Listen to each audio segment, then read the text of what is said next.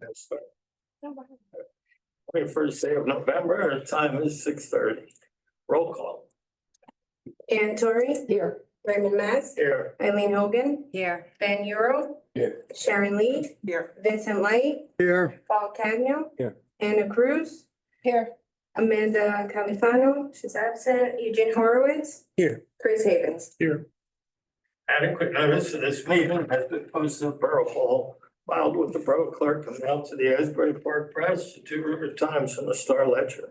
This meeting is being tape recorded, and in the event the applicant uses the services of the court reporter to transcribe the tapes, the board requires a copy of the transcript.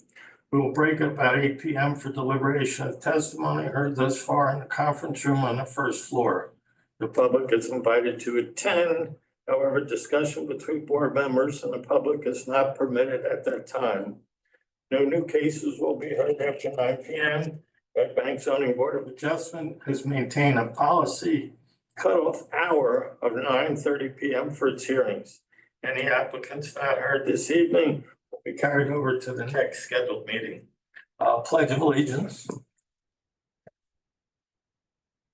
Pledge allegiance to the flag of the United States of America and to the republic which it stands, one nation, under God, indivisible, with liberty and justice for all. Okay, so we have 187 Riverside Avenue. Okay, and Mr. Chairman, as Jennifer Krimko will shortly re-enter her appearance, let me just do a couple of preliminary procedural things. First up, this is a continuation. I think this is our third public hearing. First was January 4th of 2024. Second was February 2nd, 2024. And the third was April 4th, 2024. And Shauna, is everyone here on the dais tonight eligible to vote? Awesome. And do we have to enter in any certifications or we've already done that? Cool, thank you. And you'll recall, I think we were supposed to come here August 15th. And at the last minute, the applicant had a scheduling issue and asked to be carried. So we actually had to adjourn we didn't actually have a meeting. So there is no statutory or case law provision saying you just put a note up on the door. So I asked Ms. Krimko if she wouldn't mind renoticing. And she, of course, said, of course she would. And so we appreciate that. And speaking of the new notice that was issued, is there anyone here who had any questions, comments, or concerns regarding the sufficiency of the new notice they received? Okay, don't see any. The board secretary and I reviewed it and found everything to be in order. So I would continue to be of the opinion that we have jurisdiction to proceed. And we have a couple of things to mark into evidence since we were last together on April 4th, 2024. Jennifer, I think we're up to A29. No, 828. A28, A28. Oh, that's fit. All right, so A28 is going to be the variance plan prepared by Dynamic Engineering dated May 4th, 2022, last revised July 22nd, 2024, consisting of 4 sheets. And A29 is going to be a letter of amendment prepared by Dynamic Engineering, and that was dated July 30th, 2024. A30 is a narrow view technology exhibit prepared by Dynamic Engineering dated April 4th, 2024, 1 sheet. A31 was a letter and a legal brief supplied by Jennifer Krimko dated July 31st, 2024. Mr. Chairman, you'll recall we had asked Jennifer to do that and it was excellent legal brief. I thank you for submitting that, and that was distributed to everybody. We'll have more on that later on. A32 is the T&M Associates most recently revised letter. Ed, I have that dated September 13th, 2024. That jives? Okay. And then I don't, Alini, I think we're up on the B side, B8. Correct. Okay. I don't know, it was in my package and I'm just gonna, Jennifer, there's two things I want to introduce, just, I don't know if we did it already. One was a review memorandum from John Drucker. Shauna, he's the fire official. I never got a copy of that. Okay. Excuse me? Go ahead. All right, so that was dated January 3rd, 2023, 10:21 PM. Jennifer, I have a copy here. I'll get that. So we're gonna mark that as B8. And I think we marked this, but I'm not sure. B9 was a memorandum from the Red Bank River Center. It was And that dated. was already marked. All right, that was already marked? Okay, so we don't have to mark that one. And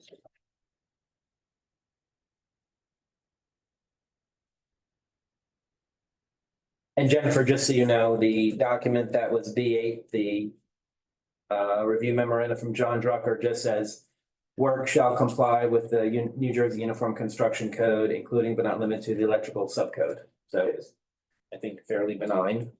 And so now let's swear in Shauna Ebanks. Shauna is a professional planner and she is the director of the Borough's Community Development Office. And we're gonna swear in Ed Herman. Ed Herman is our board engineer and board planner. So if Shauna and Ed, if you could just both raise your right hands. Do you swear that the information and testimony you're about to provide, to the extent you provide any, will be the truth to the best of your knowledge to help you God? I do. All right, so let the record reflect that both of our friends have been sworn. And with that, we will turn it over to Jennifer Krimko. Good evening, Chair, members of the board. Excuse me, you really need to be real close to that. That never happens for me. Good evening, members of the board. Jennifer Krimko from the law firm of Van Silberman Aaron here on behalf of the applicant. And I am going to sit down and then I'll be able to I want to stand for my appearance. As the board may remember, we had concluded our planning testimony at the last meeting. The public did not have the opportunity to finish questioning by the time the cutoff time occurred. So we agreed to bring our planner back to finish public questioning. We are not proposing to give any affirmative testimony from the planner. So obviously any questions would be limited to what she's testified to at the last meeting. Additionally, as you'll see, and if the board may remember, I think it might have been Ed and a member to the board took issue with accepting this as an upgrade or modernization based on the relocation of the sign. So as a result, we have returned the sign, the new proposed sign, in the same location as the existing sign. So we do have the new variance plan that was moved in as A28. That just shows that it is purely an upgrade with, as you'll hear, the shrinking of the sign face, the reduction of the columns supporting it, and it stays the same height as before, from 22 feet to 27 feet. So that's the only change, that's the only testimony that Dan will be given. So I'd ask the board, just as a matter of preface to when he testifies, that any questions for Dan be limited to what he's testifying to tonight, that his testimony was closed out from the prior hearings. So with all of that. I got a question. So you're basically saying that this new billboard will, I think that part of the ordinance says that, what does it say? It says will not be moved from a foundation for support footings. So you're gonna keep the existing support footing? No, we can't. And Okay. again, if you read my legal brief that I submitted, and as you're gonna hear through my testimony, the section that you're referring to is actually within the design standards of your ordinance, not the zoning section. And as the board knows, as I'm sure Kevin and your planner / engineer will advise you, that any nonconformity with the design standard just requires a waiver, not a use. But again, I'm gonna go into that in great detail as I summarize my legal argument for the board. But no, just like the original, and as with the testimony from 2 engineers, as well as my client, the only way to modernize a static billboard is to replace the foundation. There is physically no way to stick a digital billboard face on on the foundation for a static billboard. So again, we are proposing to replace the structure, but we are maintaining the use, and as you're gonna hear, we're actually reducing the use quite significantly. And Mr. Chairman, I would also just add, keep that question in mind because we're gonna have some talk about that later on and when we get into the standards. But I'm not clear. Is it going back in the same spot? that It is. Yes. It is. Mr. And Kremko, could you just clarify the statement that you made a little while ago about the same location? I think you may have misspoke, but just for clarity, discuss the height. You said something about, that it's going from 20 to the same location, but at 5 feet taller. I don't know that it was clear. In my mind, it wasn't clear. I just want to make sure we heard that. It's repeated numerous times in my brief, and it was on the plan. So again, it's Not saying you didn't. I think you may have just misspoke when you said that. At least I took it to be confusing. it indicated it's still going from. You're gonna have to make a, 20. Happy to send you the transcript. It's all on there. All of that said, I'd like to reintroduce Christine Cofone our professional planner who testified in April for the limited purpose of answering any additional questions based on her testimony at the last meeting. Good evening, Ms. Cofone, and we normally, you're still under oath, but just because it's been a long time, let's just swear you in for the record. Out of an abundance of caution, just state your name and your new business address. Good evening, it's Christine Cofone. Business address is 52 Reckless Place in Red Bank, New Jersey, 07701. Testifying tonight as a licensed, I'm not testifying, answering questions as a licensed professional planner based on the testimony that I offered at the last hearing. And for the record, do you swear that the information and testimony you're about to provide will be the truth, the best of your knowledge to help you God? Yes. Thank you. So I think the last meeting, we entertained questions from the board. Does the board have any additional questions for Ms. Cofone? Okay, well, I do have one. I just wanted to know, because the post is gonna be so close to the property line, how will, workers that are, doing whatever they need to do on the back of the billboard access that are they going to be over in the other, person's After it's an lot? LED sign, would require lessons for people. excuse me, there you go. It's an LED sign. The goal would be to modernize and upgrade the sign so that you have less people coming to use the sign. I think the testimony was offered at our first hearing that many of the sign controls can be done remotely.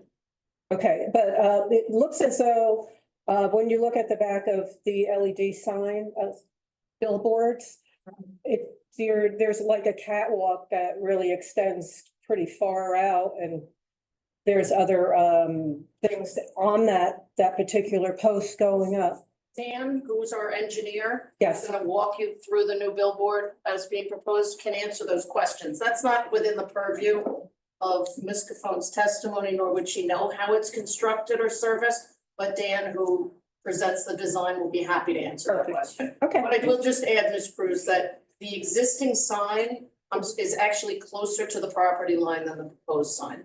We're actually moving it, albeit a matter of inches. It is based on the function of how the structure works. We're going from 0.1 to 0.5. So again, the existing structure is on the property line as proposed it will be, and I'll let Dan answer how that will be serviced. Perfect. And can I just, because that is an excellent question, I will forget about it later on, but just as a practical matter, we as a zoning board, let's just assume for purposes of this discussion that the application is going to be approved. We as a zoning board can never give anyone the right to use someone else's property. So they're either going to have to figure it out and stay on their own property, or they're going to have to get permission from the neighbors and things like that. But it's an excellent question, but we couldn't even grant them that power. Okay, any additional questions from the board before we go to the public? Okay, any questions for Ms. Cofone from the public? All right, and Jay, just state your name, and I think you were previously sworn, but we're just going to swear you in again. State your name and address. Jay Herman, Pick it up, Yeah. close to you. You can- Just pick it up, there you go. Jay Herman, 11 Vista Place in Red Bank. Do you swear that the information and testimony you're about to provide, to the extent you provide any, will be the truth, the best of your knowledge, to help you God? Yes. Thank you. Mr. Cohen, I know that the engineer is gonna talk about how to service the back of the sign. But you probably know the southernmost part of the sign or the supports is how close to the property line with Mr. Rollo's property. Southernmost. I'm gonna Mr. defer- Foley. And to the microphone. I'm gonna defer that question to our engineer to answer. You don't know how close it is He's to the gonna property? testify as to the new structural supports that are being proposed, so he'll testify.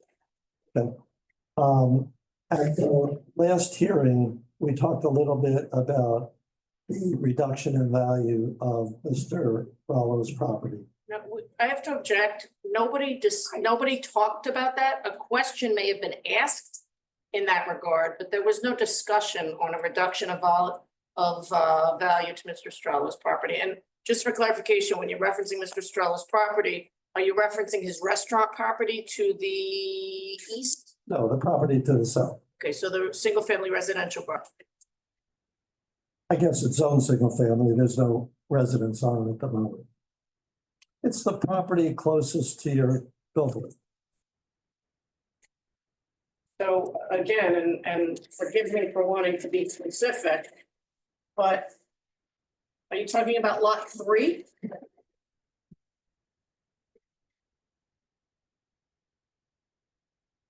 And of this property here where there appears to be a parking lot?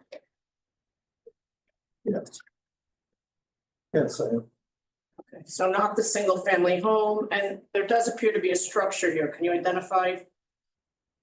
Mr. Rollo's here. I don't know what structure. Well, you're concerned about the impact to his Yes, you're concerned about the impact of his property. I just want to understand what the use is on that property and what exists on the property. I believe the use is parking at the moment. Jay, I'm sorry, you're gonna have to speak into the mic.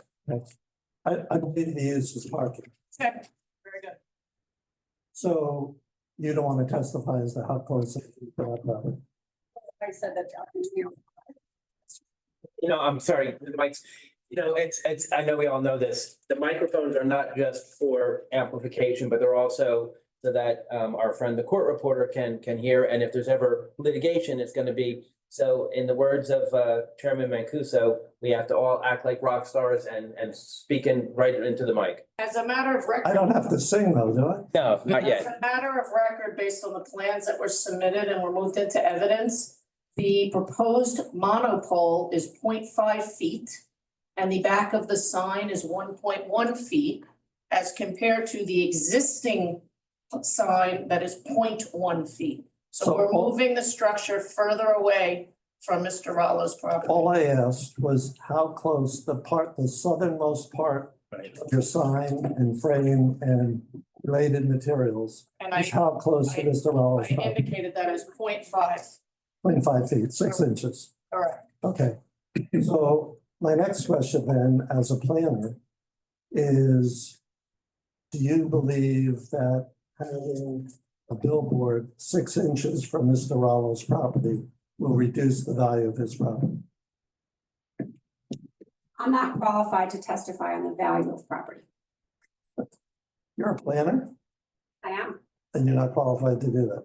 a valuation expert. So, Ms. Kripko, do you have a witness who will testify to the diminution of the value of Mr. Rollo's property? No, I do not, nor do I believe one is necessary for the variance proofs we're seeking here, particularly considering the existing sign is already much closer, is in a state of disrepair, and this will be cleaner and less of a nuisance to Mr. Rollo's property. So the answer is no.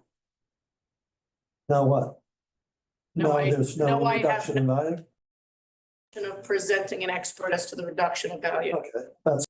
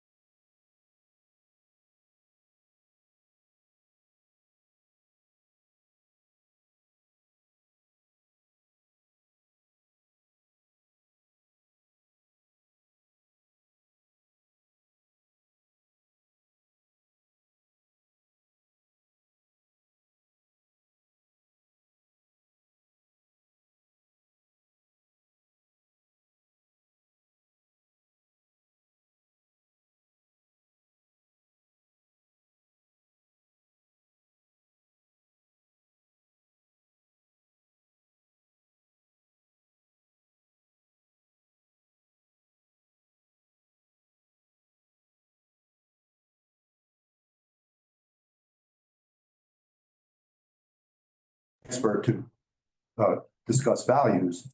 But I do think it's gonna negatively impact. And in the event that you do, you're gonna have an opportunity at the public portion, once our witnesses are done, to offer sworn statements. Right now, it's just questions for Christine. Okay, and she's still testifying that she can't answer any questions related to the value of the site, So right? again, she's not a licensed real estate professional. She's not a licensed appraiser. Mhm. She does not have experience on the value of property. Okay. She's a licensed professional planner, Okay. licensed by the state of New Jersey as to planning. Okay, I am a licensed real estate broker, and I do think And it's gonna. and when it's your chair, Okay, I'll wait till the public comments to go further. and if Thank he's you. going to testify other than a layperson as a licensed professional, obviously, I'm gonna want him to put his qualifications on the record and have the. And obviously, we would do that, but we're gonna allow people to ask questions during the public portion. Right. Any additional questions from the public for this witness? Okay, we'll close that. Next, I'd like to call Dan Doherty to talk about the revised plan. And hopefully, having heard the questions being asked, he can answer some of those questions in his affirmative testimony. And we'll just re-swear him in again, just, and Dan, just state your name and spell your last name, please. Daniel Doherty, Dougherty, Dynamic Engineering Consultants. Okay, and business address? 1904 Main Street, Lake Como, New Jersey. And just if there's anyone here who wasn't here for earlier meetings, you're testifying in your capacity as, A professional engineer. okay? Do you swear that the information and testimony you're about to provide will be the truth, the best of your knowledge, to help you God? Yes, I do. Thank you. And Kevin, just so you understand, I wasn't objecting to any question being asked. I was merely saying that testimony was being offered Agreed. in his capacity as a real estate agent. I was just asking the board chair to direct him that there's a later time. Fair enough. That's all. Got it. Thanks. So Dan, your office and you're the engineer who prepared A 28 and 29 and 30 that were submitted into the board. That's correct. Could you please discuss the changes to the plan as well as the narrow view technology as a result of these changes? Yes, so the idea was to move the sign, as previously stated, to move the sign closer to where the existing billboard, or really the same location as the existing billboard. So where the sign was previously located 29 feet from Bridge Avenue right of way to the west, we moved the sign easterly to equate the existing Bridge Avenue setback of 46 feet. So we're now set back the same location and since our sign is somewhat smaller, it's actually a little bit even further, but we're matching where the sign face addresses Bridge. Right, we're matching the western setback from Bridge Avenue, the western side of the sign. And that might make you ask the question, what about the eastern side of the sign? So now the eastern side of the sign is 48 feet from the eastern neighbor. And the existing sign is 47.5 feet.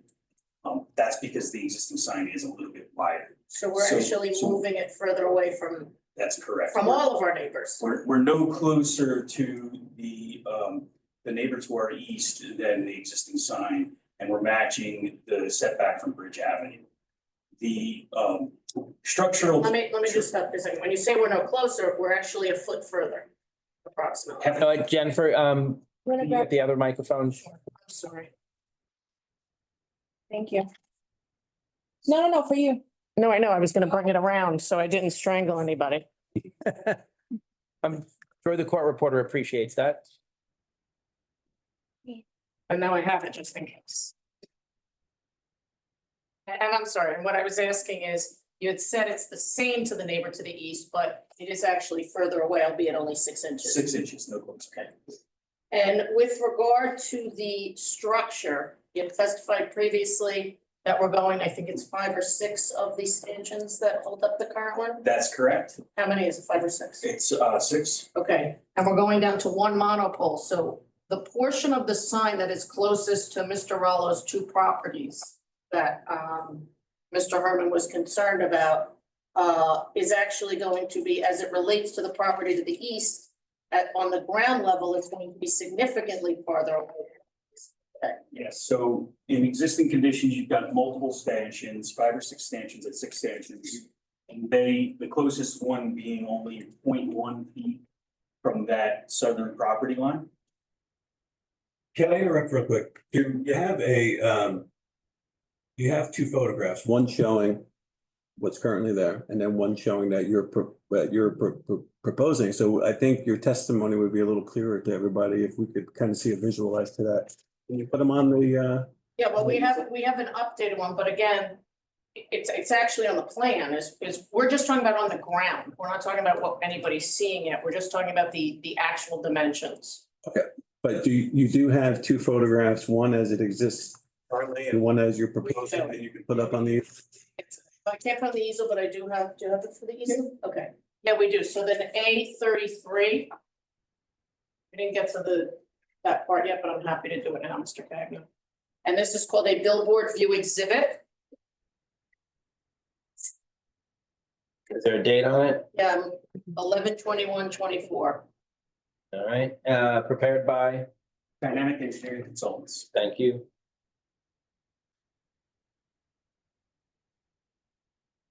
I have one to hand, but you have to give it to me.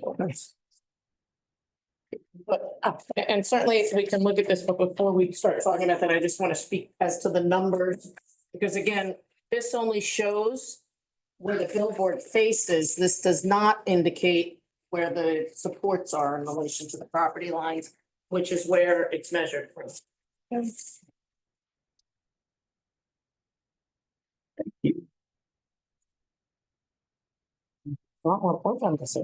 Yeah. I don't know if that's it, Mr. Harlan.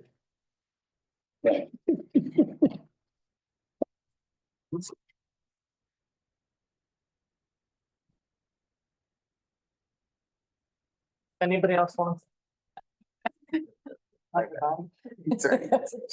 Damn. All right, Dan. So again, that shows the sign face. At this point, we're talking about the stanchion. So we're moving the structure as it addresses the ground further from all the property lines. That's correct. And you had indicated that the existing sign is closer to the property to the east, the sign face. And that is a function of the fact that the length of the sign is being reduced from what to what? From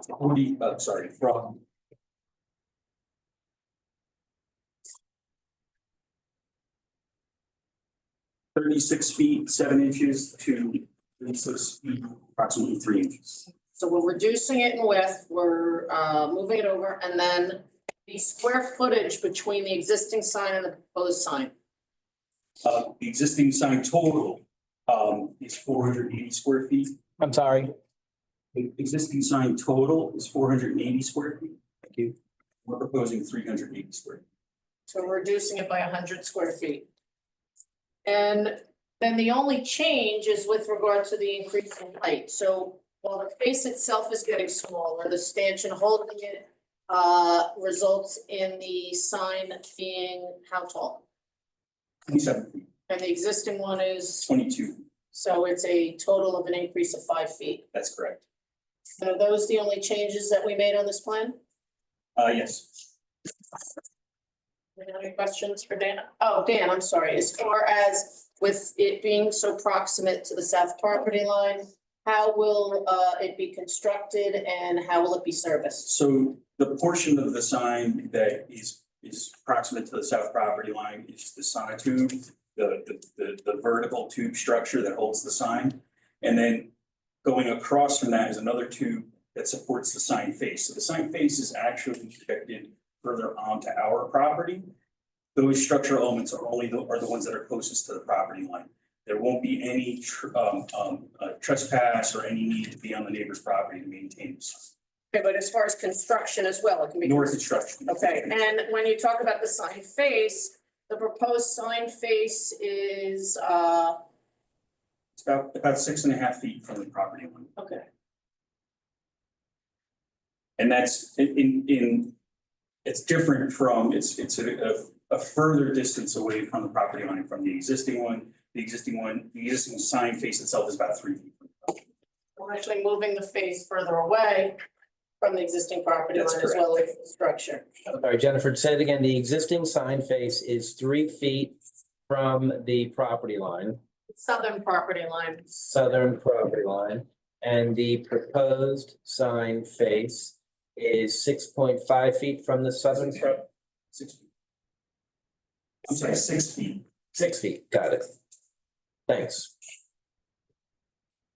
Yes, I believe the last presentation, the sign was moved closer to Bridge Avenue. So coming over the bridge, you could see it better. we moved it back. Moved it back. It's the same location that it exists today. It's this exact same location. As he just testified, the setback from our sign face to Bridge Avenue is identical to what it is today. Recognizing that the board and particularly Mr. Herman took exception to relocating it, indicating that that would create the need for a brand new sign. It's not just an upgrade. We resigned ourselves to leave it in a less visible location and leave it exactly where it is. That was in response to the board's comments. How wide is the new base? Sorry? What's the circumference of the new base or the width?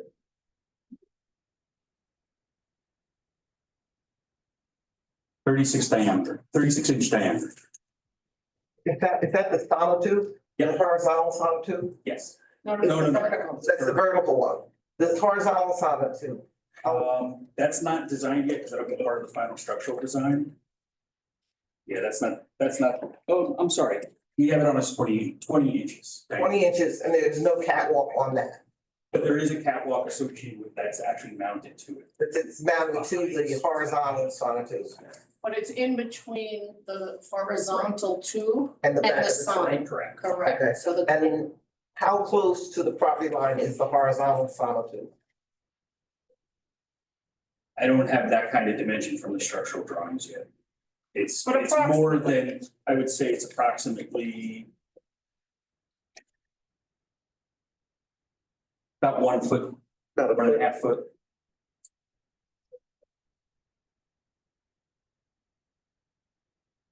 I'm sorry, Jennifer, that was from the horizontal tube to, south property line. thank you.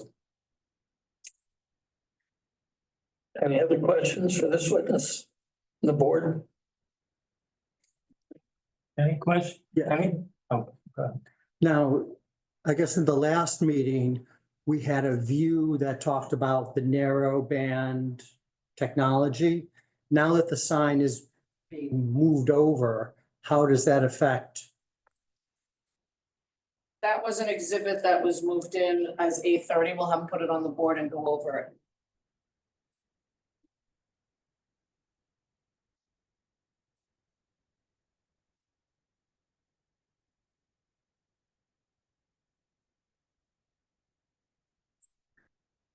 Well, this is the previous A30. We didn't update this version. Then I'm confused. You moved in a new A30 today. So it's the same narrow view technology that was previously moved in, that's. Okay, hold on. And that's fine to move it in twice as opposed to having to renumber, but it's not a new one. Okay, was that April 4th? All right, Yes, so I have it in Ed's review memo. So, all right, so we'll have it twice. So this is the same exhibit as before with the move of the sign, the distance that we moved it from 29 feet to 46 feet. For that setback. So that change would be 17 feet would be reflected in the narrow view technology. You can see this is much global scale. So there's a change of 17 feet from west to east of the narrow view technology. It doesn't really change the scope or the scale of the view of the sign. and it certainly though limits a lot more the view of the sign than what's there today, meaning the sign is visible for the 180 degrees of the face of the sign today, based on Oh, the yeah. fact that it's lit 24/7. And in this scenario, and we'll talk more about the limitations that we've agreed to. But in this scenario, less people will be able to see this sign face or the message on the sign face then can see the existing sign, correct? That's correct. So the sign here is at the bottom of this exhibit. You can see it's very small. Again, we're at a very big scale. And when that's illuminated with the current uplighting on the sign, you can see that from 180 degrees around the sign. With the narrow view technology, these areas in the hatched areas on the front, going towards the front facing side of the sign, will see no lighting from the sign at all. Only the area in this V shape, the narrow view corridor, is where the lighting from the LEDs will be viewable. And also, Dan, we've had testimony from the prior hearings.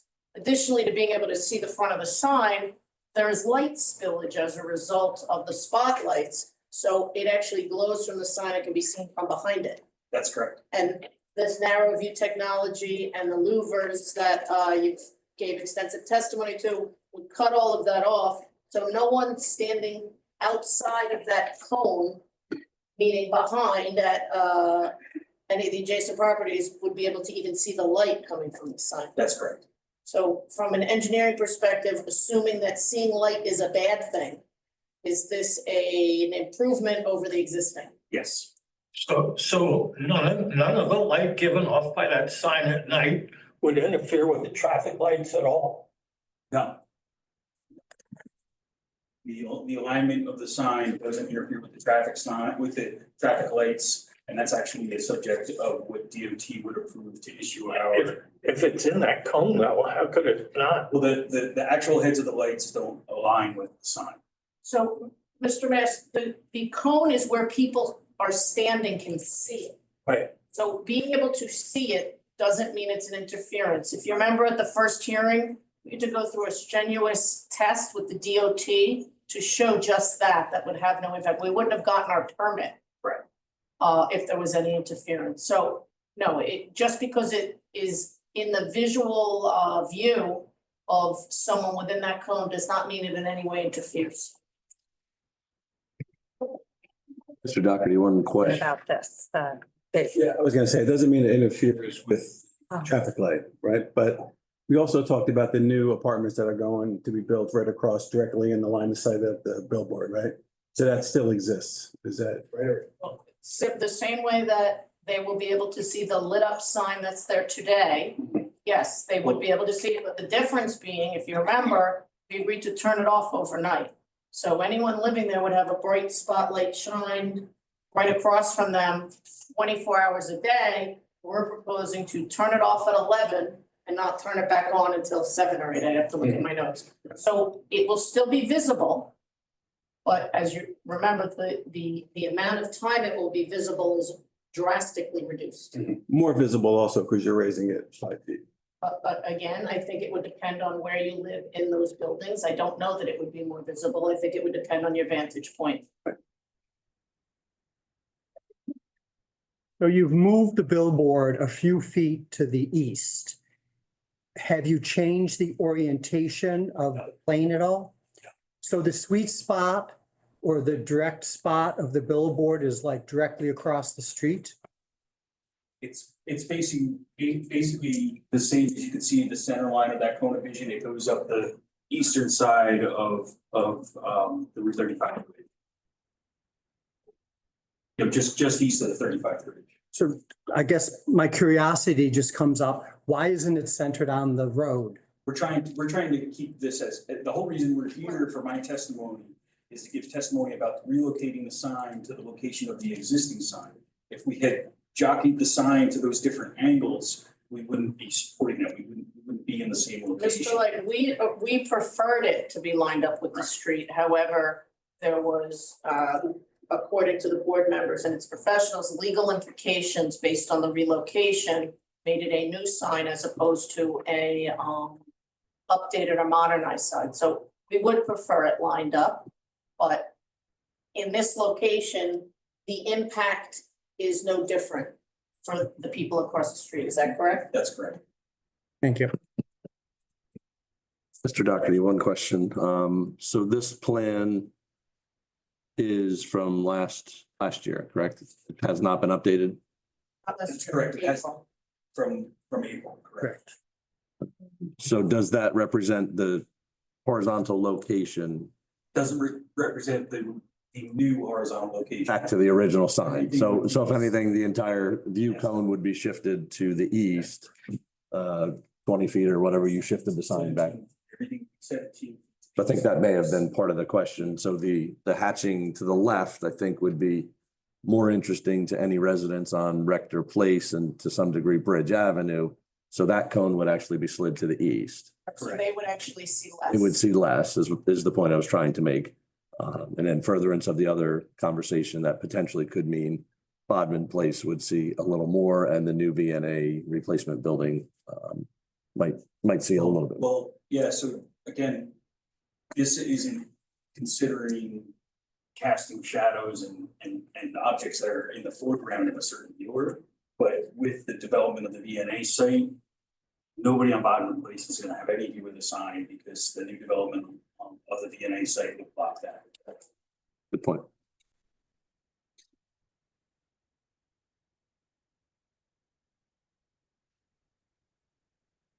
Any other questions from the board? I just have one, and I'm not sure if this, but you did put this picture up, so I'm gonna say you. I'm just looking at when you took this picture during the day, and then you just superimposed what your proposed Just so, sign was. in case you didn't remember, we went out and did actual crane tests. Right, So we held it up, so it's not superimposed as much as it is to actual scale based on the size because of the. okay. So the only thing that's colored in is the sign face, but it's actually shown in the exact location to the exact scale. And will that how be, I mean, it pops a lot more than the other one. Is that how it is gonna be? Is, I guess what I'm asking. It does I pop right I at can you. explain, that's really just a graphic. Yeah, that's what I If wanted. you look at the left side, which is existing conditions, you can see kind of the weight pickup truck. Between those two cars, the weight pickup truck and the car next to it that are parked across the street. Mhm. You can see the arm of the bucket truck there extending up into the air. It kind of looks like it's with that house. And that panel that's on that bucket truck, it's like a construction kind of pattern of red and yellow stripes. Okay, So that's the crane test. No, but the question she's asking is that the white on the Yep. proposed is whiter. well, it just pops more. The other sign's a little more So we use subtle, that which is. when we took place I don't the know. original, the previous version. Mhm. And then we set off from that offset so that it's in the same location as the existing sign. We took the graphics on the existing sign as copy Right, and reproduced it onto, like digitally onto a proposed sign. So whether it pops or doesn't pop, it depends on the time of day and or night and where ambient light is shining to or from. But Okay. but again, this is not a representation of the sign. This is I think is what you were asking, and if it just popped no, out, yes. this is because we can't, with a color printer, create the exact luminance of what a digital sign would be at every moment of every day.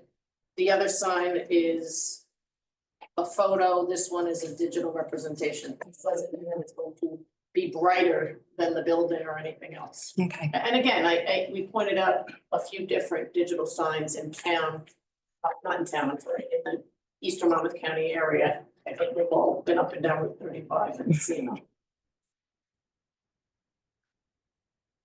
Okay, any other questions from the board? Any questions from the public for this? All right, Jay Herman, still under oath. I'm not stealing it, I'm willingly giving it to you. Mr. Dowdy, Doherty, I'm sorry, Doherty, sorry. no problem.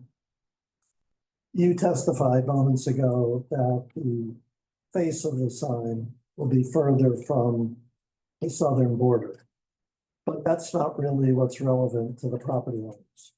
What I'm interested in, I tried to get from the prior witness, is of your new proposed sign and the structure and the catwalk, any part of it that is closest to the southern property line would be how far from the southern property? The closest portion is the vertical tube that supports the whole sign, and that's 0.5 feet from the property. 6 inches. Yes, whereas the Okay. existing supports are 0.1 feet. How many inches is that? That's 1.2 Inches. inches, sorry, 1.2 inches. Okay. So not only, and that's at 5 or 6 locations of stanchions coming down. With one stanchion, one location is 6 inches, 5.5 feet. And there's Compared- nothing Excuse me, behind. I'm still answering the question. Compared to the 5 or 6 stanchions that are only 0.1 feet. But the bottom line is the portion of the structure closest to the southern property line is about 6 inches. Correct. Okay. And I'm guessing you don't want to express an opinion as to what that does to the value of the property to the side. Very far from someone Okay. to assess property values. Thank you. Any other questions from the public? So sorry to interrupt. It's not related to this. I'm on the PD side of the parking lot and I'm trying to leave and there's a blue Hyundai that's blocking me in. You could have interrupted a long time ago. Or something, it's fine. Just whoever that is, if we could move it real quick. Appreciate it. Blue Honda? Blue Hyundai. UW, I think. Might be someone at the theater. Dispatch. You told talked me to it the was- parking lot, guy from Basie? The dispatch told me it was somebody. Did you talk to the parking lot guy from Basie that's in the, right by the driveway entrance? He wasn't there when I pulled up. Thank you. Okay, any additional questions for this witness? Okay, close portion with that. Thank you. That's all I have by way of witnesses, so I reserve the right, obviously, to provide my closing statement at the conclusion of the public comment portion. Okay, and I got a question for you. I'm still confused where you said I found under planning, under Red Bank's planning and development regulations, chapter 490, under 490-104 under signs. It states that billboards as defined in subsection 490-6 of this chapter shall not be permitted within the borough. May I? Wait, no, let me finish. Sorry. Then you can say whatever you want. Apologies. Billboards existing prior to adoption of this section shall be permitted and may be repaired and maintained as required, but may not be enlarged or moved from their foundation or support footings. No replacement of a billboard shall be permitted upon removal or demolition of an existing billboard. And you're saying that's just a design regulation? May I? Sure. So your ordinance is broken down into different articles. You have Article 10 is zoning. Article 10 lists all of the permitted uses. Article 8, let me just make sure I got that right, that you're referencing, and again, this is all gonna be part of my legal argument, and I would have explained it, but I'm happy to go through it now. Article 8, which is, Article 10, under the whole thing is a zoning ordinance. Let's start there. It's all the planning and development regulations, what we commonly call a zoning ordinance. But from a legal perspective, under the municipal land use law, there are different sections that control different things. And depending on which one you're not meeting, changes whether or not you need a D use variance, a C bulk variance, or a design waiver under subsection 51 of the municipal land use law. So Article 10 is entitled zoning, and that lists all of the uses that are permitted and not permitted. So any variance from Article 10 as to a permitted use would be a use variance under subsection D. And then you have Article 8, and Article 8 is entitled Design Standards and Improvement Specifications. That are the performance standards in the site plan ordinance that regulate the design and design standards that have to be followed. So for example, if lighting falls under that and you can't meet the lighting, then it's a design waiver, it's not a variance. So legally, the way your ordinance is constructed, in my opinion, and it looks like maybe a judge will decide, but in any event, in my legal opinion, and I think that Kevin would agree with me, If they wanted to regulate billboards as a use, as opposed to the design structure, meaning the size of it, then they would have had to have put it in Article 10 under permitted uses or prohibited uses. You can't regulate use under design standards. So for example, in design standards, it says that, signs have to be lit a certain way. Well, if your lighting doesn't comply with that, you don't need a bulk variance. You need a waiver under subsection 51.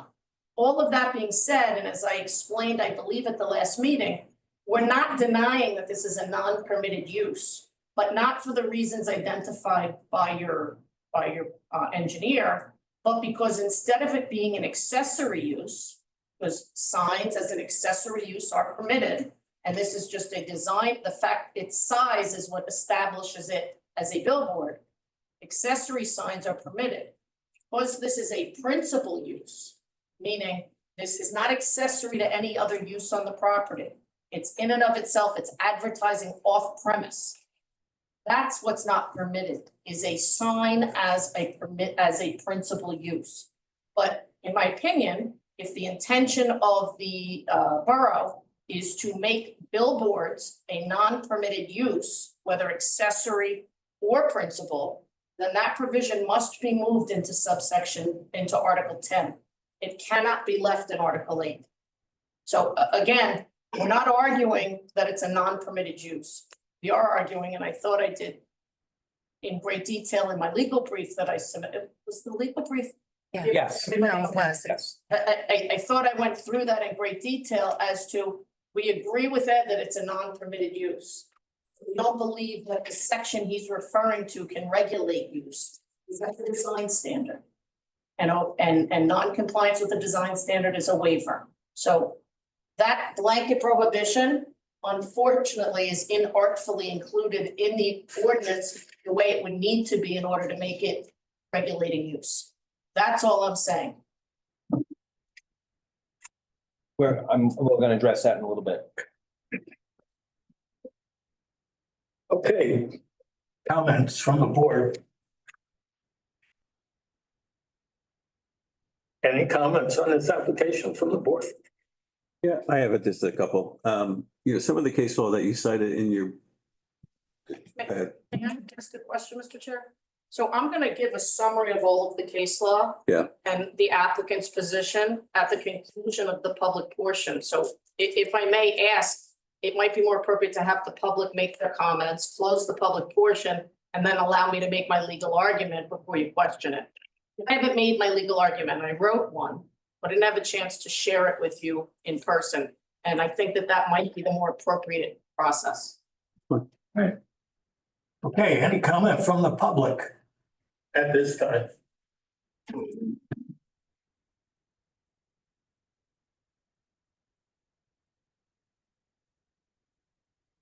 All right, we're just gonna swear you in. Just state your name and address, please. Vic Rallo, 183 Riverside Ave, Red Bank, New Jersey. You swear that the information and testimony you're about to provide, to the extent you provide any, will be the truth, to the best of your knowledge, to help you God. Yes, I do. Thank you. LLO. I printed out. Bring the mic close to you. Just have a seat. Okay. I printed out a portion of a site plan that I had, an old one, and I made copies. I made 12 copies. The hashed area is the property that I own, the gas station, and the billboard, just so everyone could be aware which properties I own and how they're affected. So if anyone would like to see these, I have copies. So let me just officially, why don't you, if you could give a copy to Ms. Krimko. And I would just offer that without having who prepared this or what the scale is, and that there's lines all over it, I'm troubled with the board relying on it. I don't think it's appropriate. However, we can concede that as shown on the tax map, and as shown on the tax map, it appears that Mr. Rallo owns lots 3 and 25.01. Rallo, do you also own the sliver in between the alley? That's an easement. That, when you say that's an easement is over private property. Do you own the private property under which it sits? It's its own lot and block. So I'm asking if you own that. Oh, there it is. I got it. 1 second, and I have the document in front of One me. more copy. Here, I can give me extra. No, we didn't. I don't know. So there's something labeled as an alley in between 2501. And if I could ask you to just come look at it over here, because I have an actual tax map, it might be easier. 2501 is your restaurant. Correct. Lot 3 is your parking lot, and there is an alleyway in between. Yes, You own that alleyway. I do not. Okay, It's so an easement that everyone has the right to, depending on how. the I property touches understand, it. and part of the reason why I objected to this being submitted, so I'm still asking about your exhibit. Okay, On your exhibit, you have an area shaded over it, and it indicated that was your property and that's what you own, so you don't own that alleyway. okay. My pen went there, but the whole alleyway is there. My intention was not to mark over the And alleyway. again, I would ask the board rely on the tax map and the lot numbers as opposed to this sketch without any signature or any way to validate that it's even accurate. I don't know. Hold on, let me just do this. What you were just saying, you own lot 25.01, correct? Yes, And then you also own what? Lot 3 in block. lot 3. Lot 3. And Ms. Krimko pointed out you do not own the alleyway. No, I do not. Okay, so let's just go back to this document for a second. Just mention, you're referring to it as a site plan. And it was prepared by whom? Was it prepared by you? This site plan? This document. This document, I copied off an old site plan on my copier at my office, so. Okay, and so you copied off an old site plan, and do you know by whom the old site plan was prepared? And if you don't, that's. I could give that to the board and to anyone who wanted it. I don't recall Okay. at this moment. And when did you prepare this document? When did I did this for this meeting? Okay, so we'll call it dated November 21st, 2024. So I'm gonna mark this as O. I don't know if it's correctly, I'm just gonna show you O, Rollo 1. And Ms. Krimko has certainly raised some objections, which may be valid. Let's just mark this and let's, before we rely on it, let's just see what you wanted to say and ask about it, and then we'll come back to Ms. Krimko's objection. Okay, I don't know if all the board knows who I am, but just a little brief history. I've owned this property or parts of it since 1988, so 36 years. Started with my dad, and through the years, we've acquired other properties, which were Lot 3 and parts of that 2501, which are the restaurant. I think that the board can see that the properties that are most impacted by this application are mine, because other than borough and state roads, my property surrounds all the properties that are the gas station property and where the billboard lies. Clearly, this property has been a thorn personally in my side for the past 30 years. And I think, quite frankly, a thorn in the borough side for the past 30 years as the main entrance to Red Bank. And it's been in disrepair for most of the time that I've owned the property, the last 36 years. And, you know, the fact of the matter is that this is not really only about the billboard. It's about what happens to this property going forward and how we might be able to fix that or address that. I think clearly this billboard application is all about dollars and cents. It's all about money. The billboard company, or advertising rate based on the other billboard. I have copies of their leases and proposed payments to the gas station owner, which I can introduce, that says that and proves that.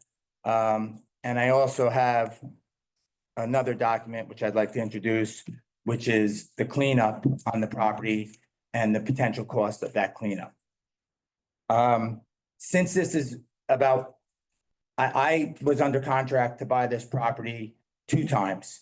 And both times was unable to get a deal done because of environmental, because of the billboard the last time. So I wanted to purchase the property just to clean it up, because when you come in, you come around the corner, it's horrendous. And, you know, with all due respect, Mrs. Krimko doesn't care about.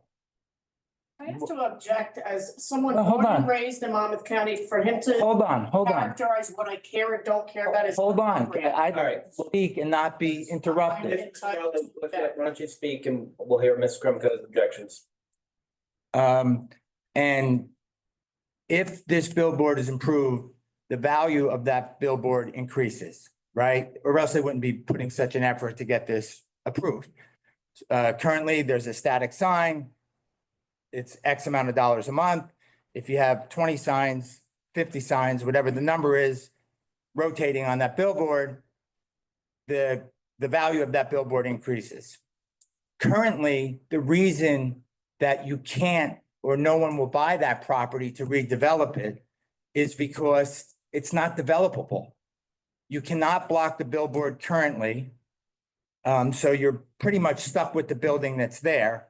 And the value they're asking is, it's impossible for it to be an investment for anybody.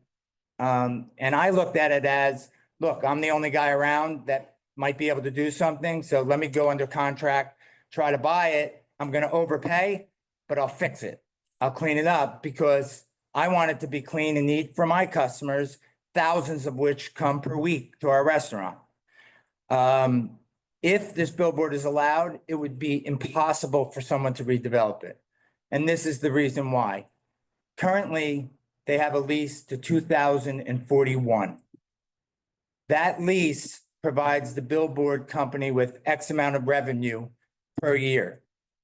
If I want to come and develop that property, I could, but only a small building, basically the building that is there, because I can't intrude or block the current billboard or any billboard that's there.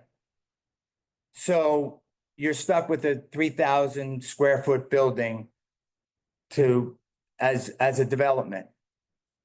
Currently, you know, in some situations, builders go in and they buy out the billboard's rights. So if there's 20 years left on the lease and it's X amount of dollars, they buy out the billboard so that they can develop the property, and they, you know, that's part of their price of redevelopment. If this is approved, that redevelopment cost, because of that value of that billboard, will make that property stay in the exact condition it is today. It's contaminated. It needs over $200,000 worth of remediation. I have an appraisal here on the remediation.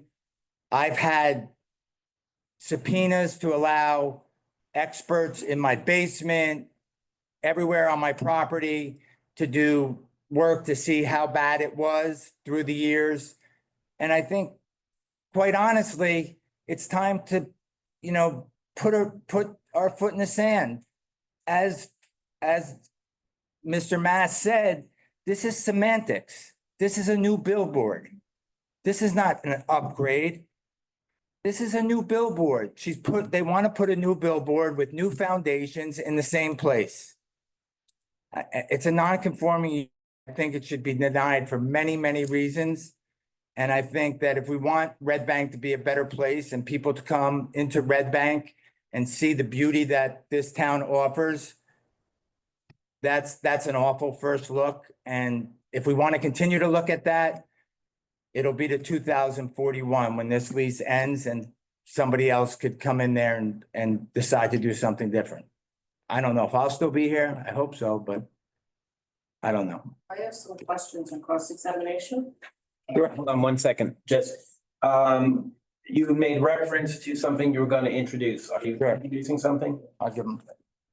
These are copies of the lease that Outfront has, the billboard company, the 2041. I'm gonna mark this, and if you could give a copy to me. I have a copy of it, obviously. I'm gonna mark it, hold on, I'm gonna mark this as O Rollo 2.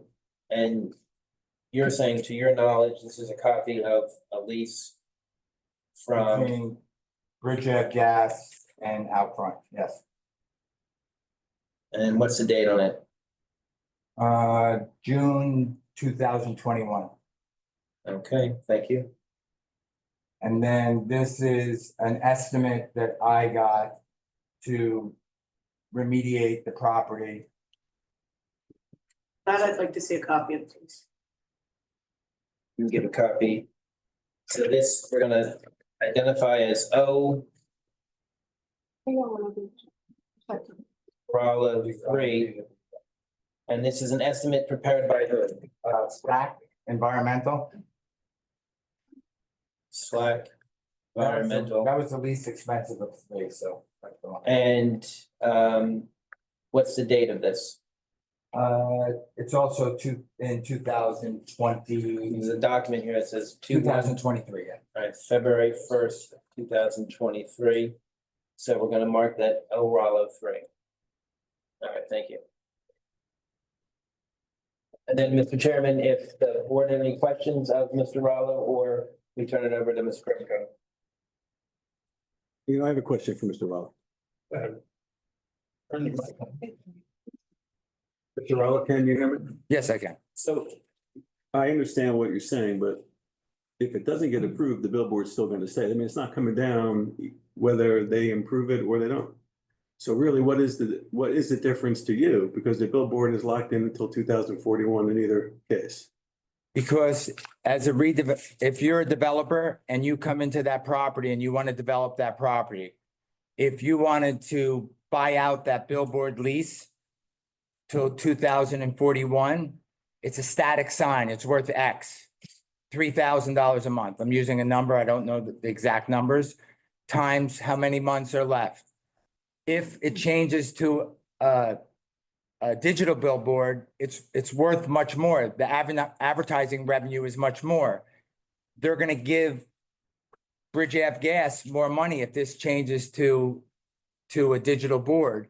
Thus, if some developer wanted to come in there and you wanted to fix that property up, to buy that lease out so that you could build in front of that billboard, it's gonna cost you X times more. Already the property price is inflated because of the environmental that has to be cleaned up and et cetera, et cetera. So that's the reason why that's the reason why the property hasn't sold. The property's in bankruptcy because nobody wants to buy it because there's all these issues. Billboard, the environmental, and it makes it impossible to develop. So, I've been there and watching it for 36 years, but in the last 10, I mean, it's horrible that's the entrance to our town. And that's what it's going to look like, in my opinion, for the next 30 years, 20 years. I have a few questions, and I'm not being cute when I say this, and it's not intended. I know that when someone's here and we're dealing with the people who live in town, it can come off as flippant. It's not intended. I'm creating a record, so forgive me for the question, the way it's gonna be asked. But you had indicated that the billboard is all about the dollars and cents. That's what I said. Okay. Your restaurant, is that a non-for-profit? No, it is not. I'm sorry, could you speak into that? No, it is not. So you operate a restaurant for profit for the dollars and cents? Absolutely. Okay. And you indicated that the current billboard, no one can develop it because the current billboard, you can't block it. That's an existing condition, provided it's there until 1940, for 41 years. No. 2041, correct? 2041. Right, okay. And could you do a taller building if the billboard's raised 5 feet? I mean, you would have to get an engineer there. I'm not an engineer, but you can see the existing building is, the corner of it is still blocking Correct. that But the question was, if we raise the height of the billboard, it actually makes the property more developable. This is a one-story building. No, it doesn't. I'm not talking about the building, sir. You came in and you're arguing that we're depriving the developability of the property. So as a developer, you could build a taller building if there's a taller billboard because the building wouldn't block it if it's taller. Is that yes? That is not yes. A one-story building is X amount of feet. You can't put a 1.2-story building. But you can make a taller building. You could make a taller building by some amount, but it's gonna have. 5 feet, because we're increasing it. And originally our plan was to make it upwards of 40 feet, so had we not revised it, it would have vastly improved the amount that something could be built in front of it. At a 40-foot billboard, if the bottom's 40 feet, could you build a bigger building there? With all due respect, it's my property. I've been there for almost 35, 36 years. You get paid by a media company to get signs approved. I'm here to protect the value of my property and the goodness of Red Bank. I've been here for a long time, more than many people in this room, and I appreciate this town, right? And But again, it's my opportunity, it's not your opportunity to give speeches, it's my opportunity to ask you questions based on the testimony that you give. okay, So again, if we had a 40-foot high billboard, we could build a bigger building, 2 stories. possibly. And you had,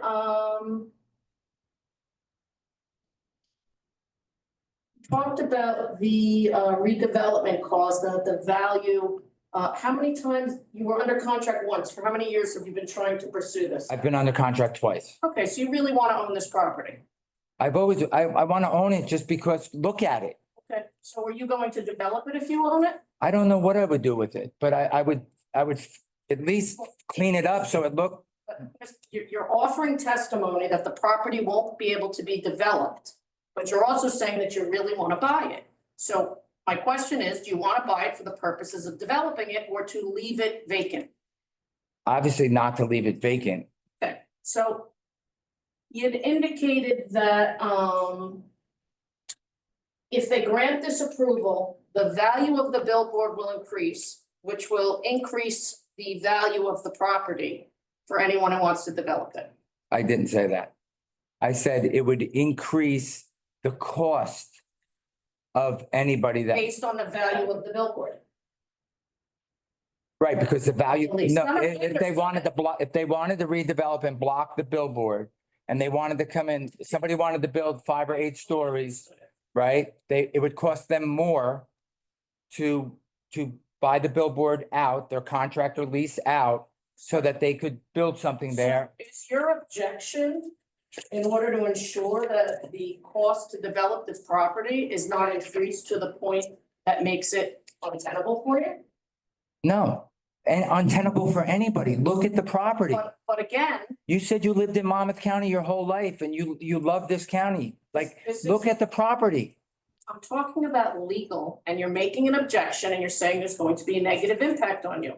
So for the only negative impact that you've offered testimony to is how expensive it's going to be for you to buy out the lease. Not just me, anybody. Nobody has come through to buy it, to buy this. The And property's you been sale for 7 years. And you indicated that the property is encumbered by contamination that needs to be Yes. remediated. Have you spoken to all the people who've come to develop this? Do you know if the reason that they didn't develop it was because of the billboard, because of the contamination or some other reason, or you only know your reasons? I'm suggesting that a property like that has the most traffic out of any property coming into Red Bank, and I'm not a traffic planner, but I know when we bought Basil Teas years ago, the Copper Kettle, we were in a fight with a McDonald's that wanted to go there because it was the best traffic pattern in Red Bank. And I know that property, if it didn't have so many issues, would have been purchased by somebody because it's the gateway to Red Bank. Again, are you a real estate developer? Are you I'm licensed? not, real estate? look, I own the properties. I'm trying to protect my interests. And that's what I'm trying to do. So, but your interests are twofold because your spokesperson, Mr. Herman, was very. Mr. Herman is not my spokesperson. He's someone that also cares about Red But he Bank. was very concerned about the setbacks of the sign to your property. That's obviously a concern. Mr. Chair, I'm asking questions. If you could ask he's a witness now. He doesn't get to just continue making. You can ask her questions and you can make another comment when she's completed. Fine. So, the value of an older sign, the impact of an older sign with multiple stanchions closer to your property. You believe that that has a less impact than a sign that is brand new, that doesn't shed light, and that is further away from your properties? I'm not an expert on this. I know that the stanchions there and the sign there is right against my property line, 0.1 inches, 0.5 inches, a foot. I mean, very close to the property line. And either are an encumbrance, and I don't know how you would build that sign. Your expert said, That's okay, that's not inspection. okay. So both of them are an encumbrance. You don't have any testimony or any evidence that the new sign would be more of an impact, either visually or otherwise? Only what your experts have testified to. You had put into the record that you tried to purchase the property twice. Why did those contracts fall through? The last contract fell through because in the contract was that they were gonna have the billboard moved to some other part of the town or somewhere else. And if they could do that, I would buy the property. Okay. So The first time the owner of the property at the 10th hour decided that that's when it was still operating as a gas station. So then it indicated, did you make an effort to buy out the billboard lease? Have I? No. Okay, so How would I make an effort if I didn't own the property? no, when you were under contract for the property, and you said that that you didn't want to buy it because the billboard was there, and it indicated that developers would have the option to buy out the lease. Possibly. So while it was, right, potentially, so did you make an offer to buy out the existing lease? We did meet with Ed McKenna, my attorney, and the billboard, I think the gentleman is here today. And real estate agent Jimmy, the owner of the gas station, was there, and we met at Ed McKenna's office. And we did have discussions about the billboard and moving the billboard or No, but did you make an offer to buy out? at the that. lease? I did not make an offer to buy out the lease. In the contract, they said that the billboard would be moved from the property, and they could not do that within a reasonable period of time. So those are the only questions that I have. Okay, you've done this, Rollo. Yes, thank you. Sorry, it got contentious. No, thank you. It's a lot to me. Thank you for coming up. Any other comments from the public? We got one coming up.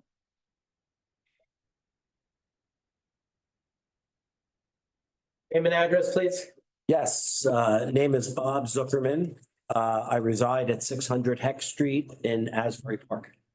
Swear that the information and testimony you're about to provide, to the extent you provide any, will be the truth, to the best of your knowledge, to help you God. Yes, I do. Thank you. Okay, Please spell your last name for the record. yeah, sure. It's Zuckerman. Thank you.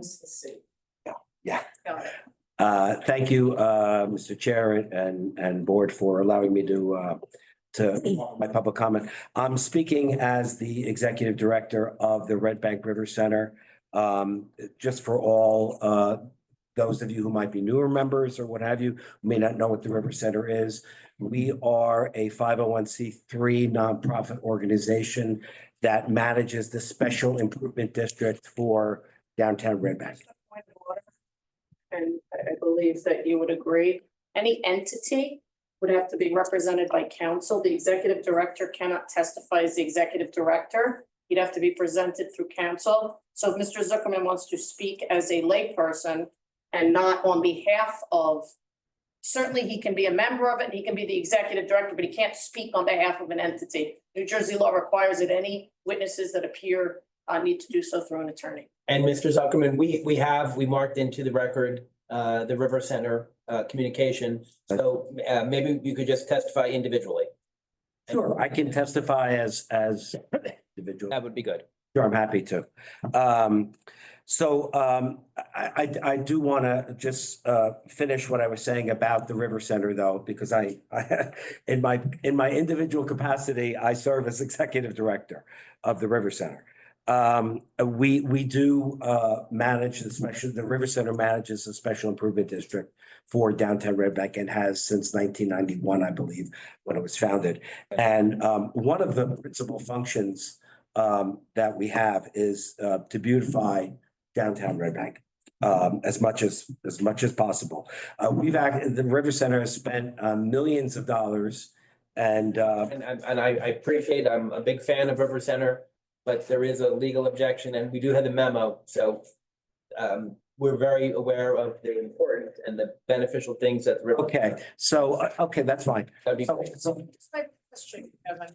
The River Center, is that of the township? Yeah. Of the borough, so it is an agency of the borough? Yes. Okay, so then the board can certainly rely on that memo, but I think any testimony would have to come through the River Center's attorney. So I'd ask him to not keep referencing what the River Center is and what it does, but rather Okay. speak. I'm fine, fine. Testify and he'll express individual concerns. That's fine. I Great. will do that.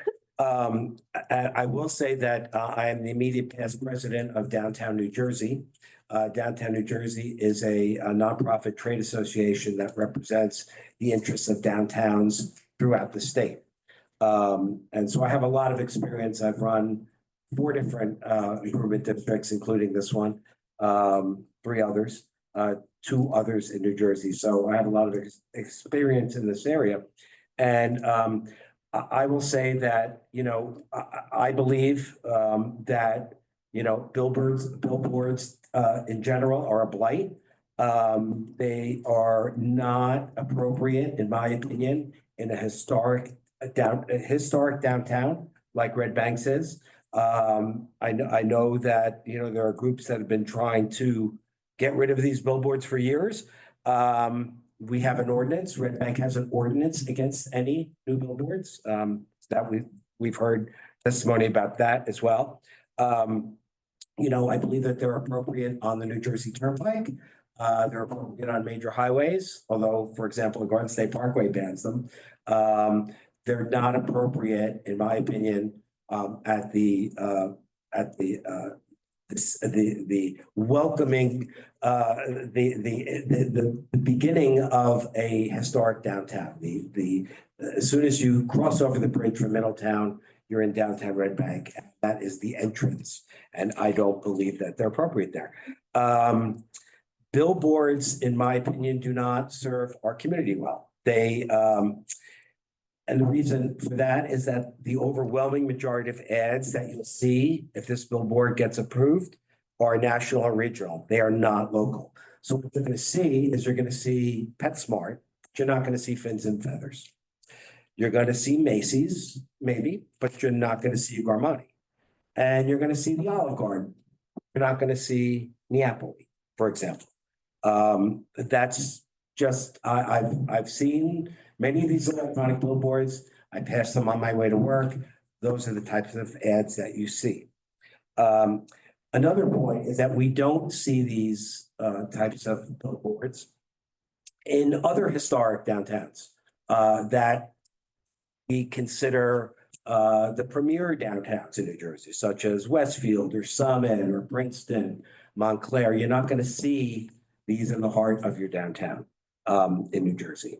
I do believe that if this gets approved, it would set a terrible precedent because I think you'll then see applications for others. I believe there was testimony that there were other sites that already received approvals from the state. And additionally, I really believe that this is a very dangerous location, despite what the DOT may have said or allowed via permit.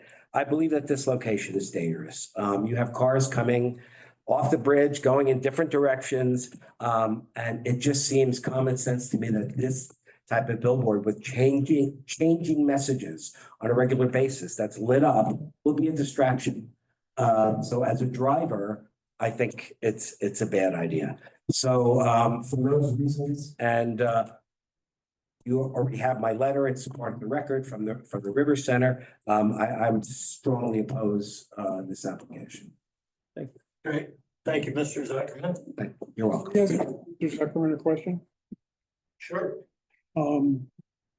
Did you say that there are, the state has approved static billboard said they'd allow static billboards, other static billboards in Red Bank converted to electronic?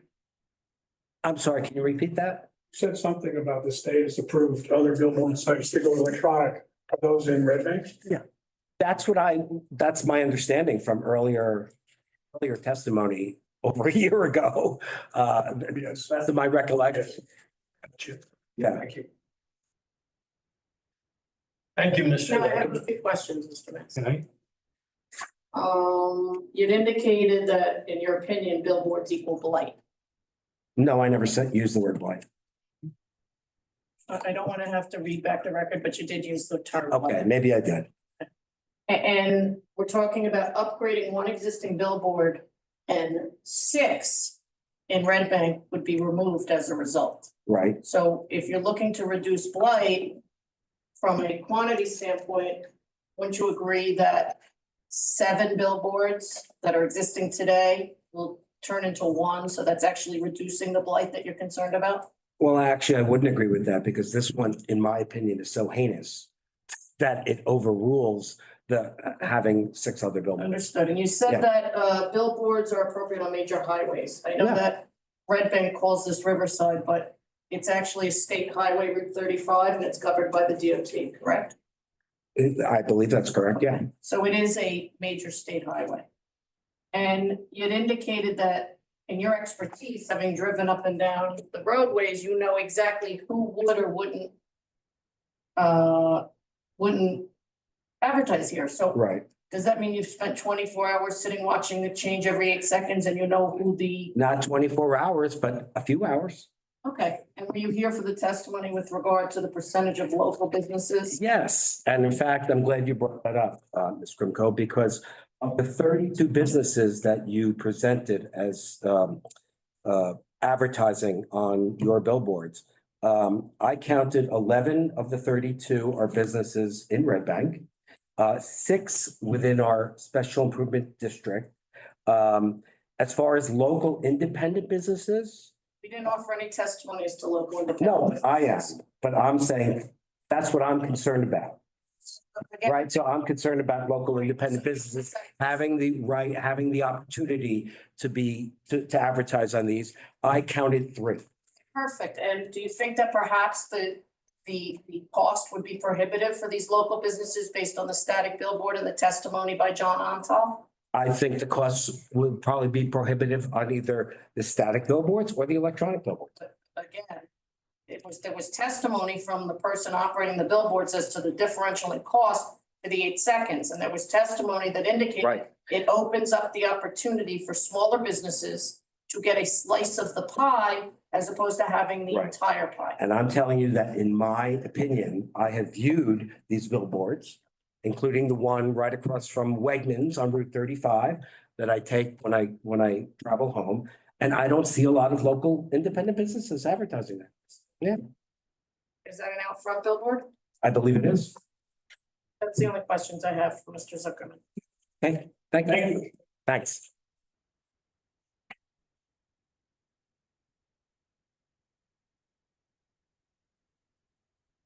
All right, Jay Herman, previously sworn, still under oath.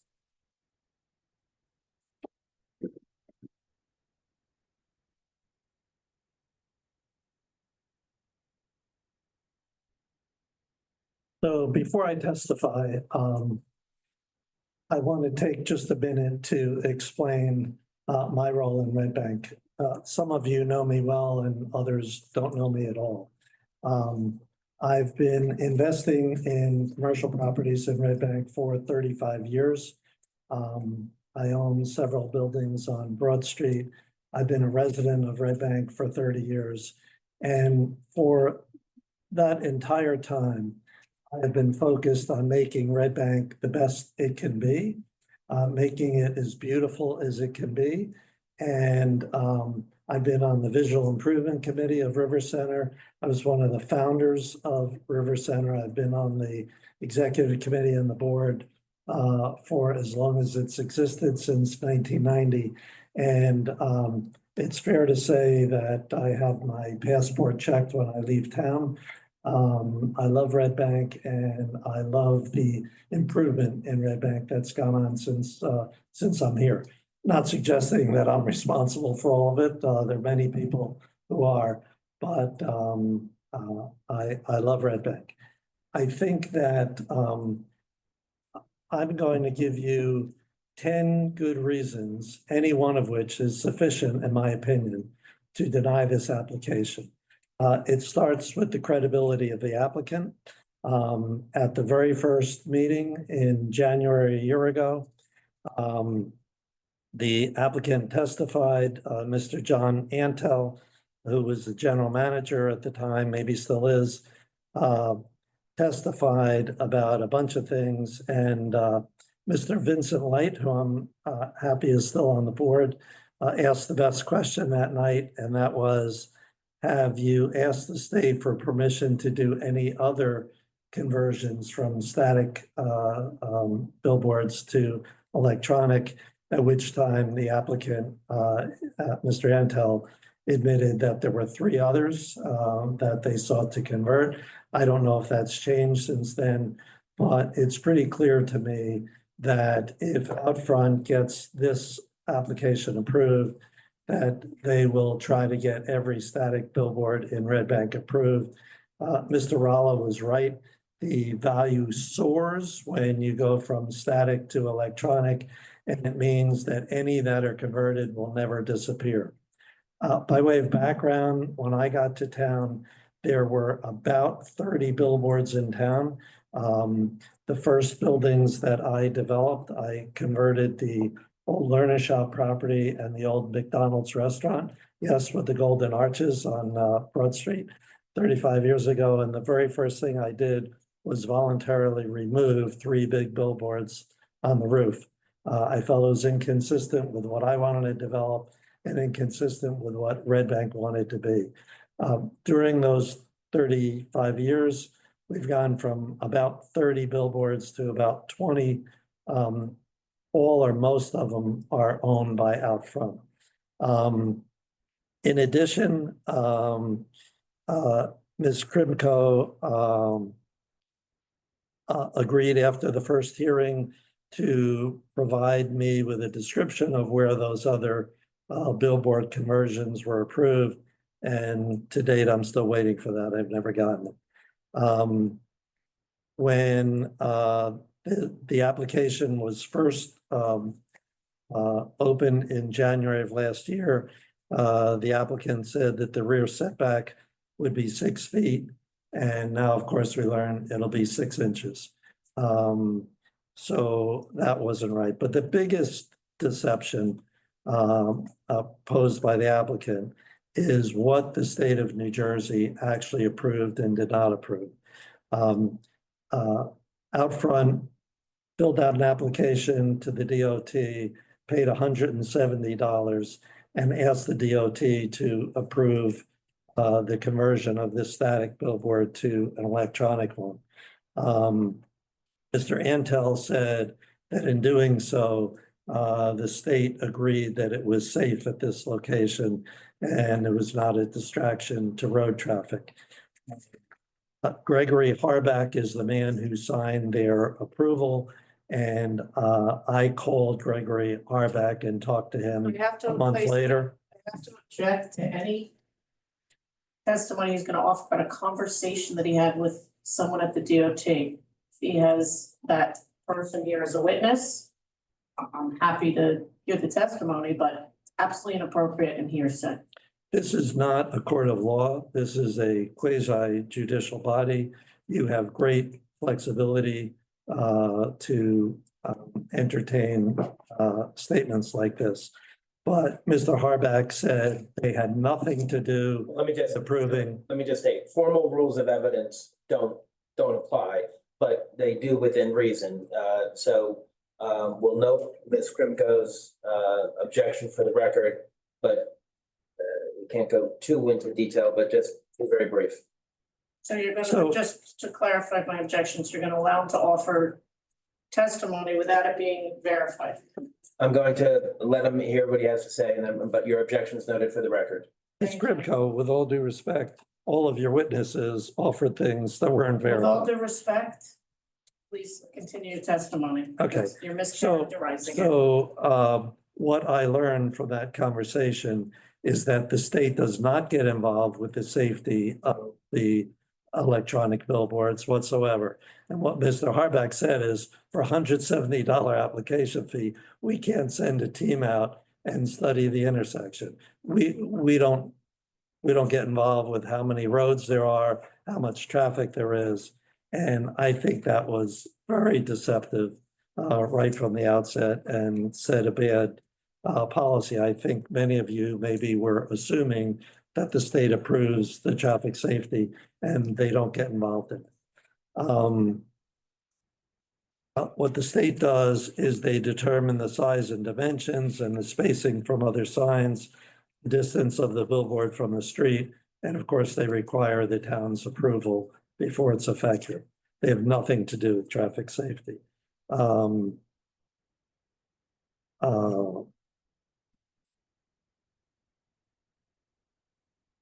The billboards are not permitted uses.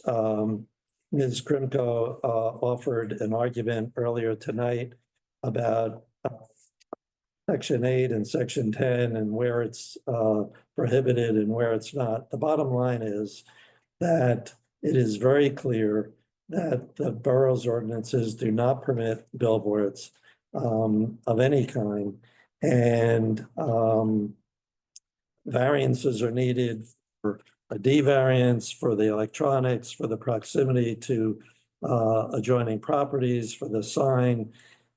In Red Bank, even small internally lit signs on some buildings are prohibited.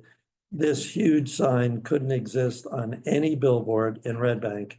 Why would the borough permit it to be on a lot for the benefit of businesses based out of the borough with a size that dwarfs all of our permitted signs?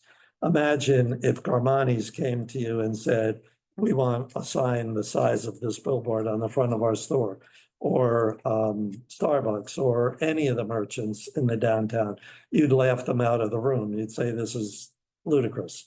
So to authorize it for advertisements for largely out-of-town customers of theirs, which Mr. Zuckerman spoke to a bit, is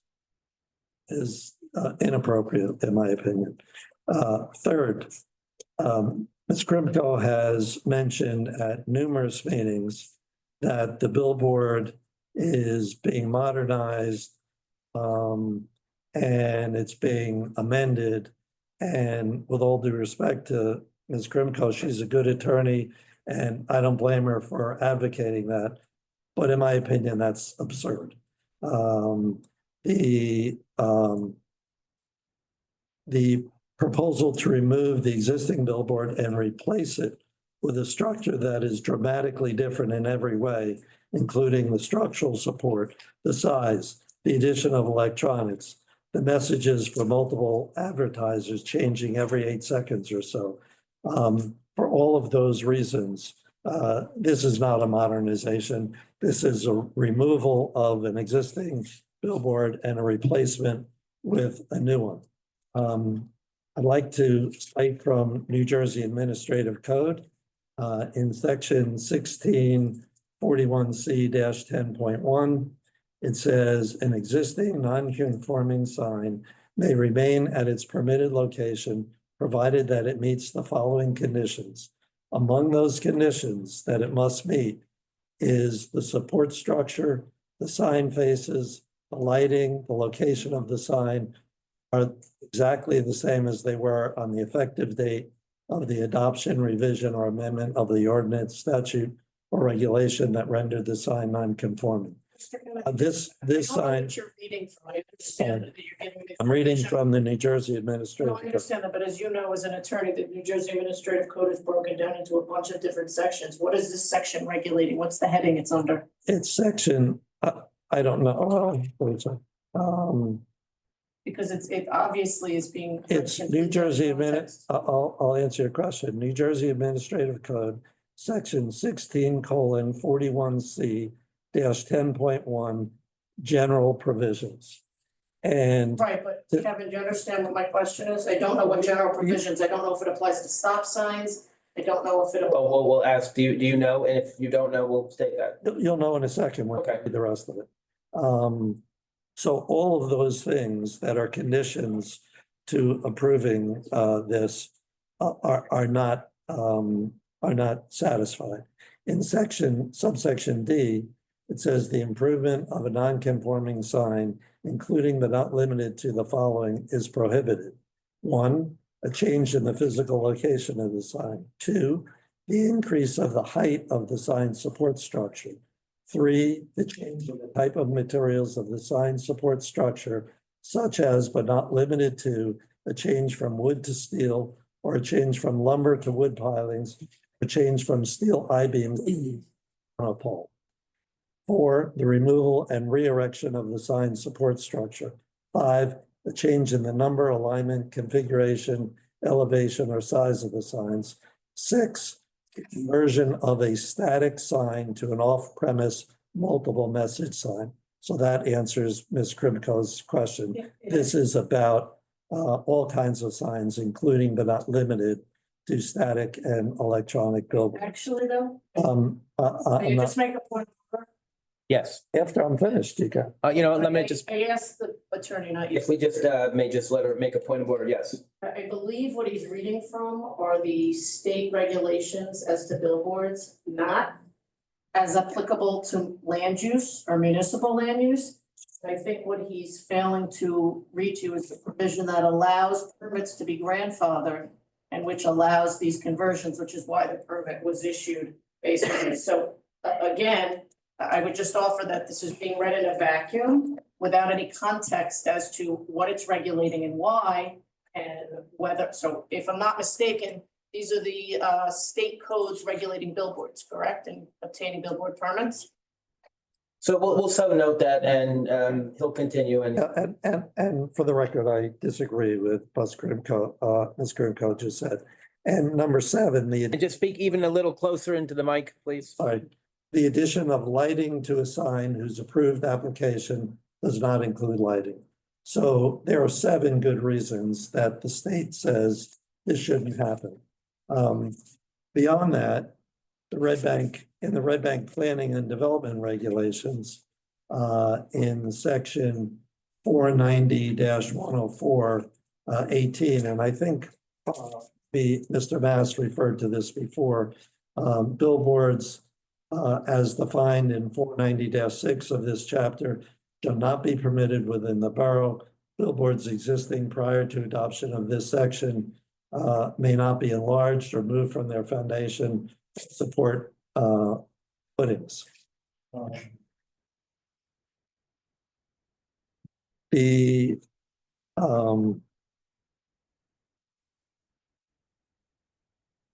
intersection, the New Jersey DOT did a safety study for the period of 2018 through 2020 of the most dangerous intersections in Red Bank.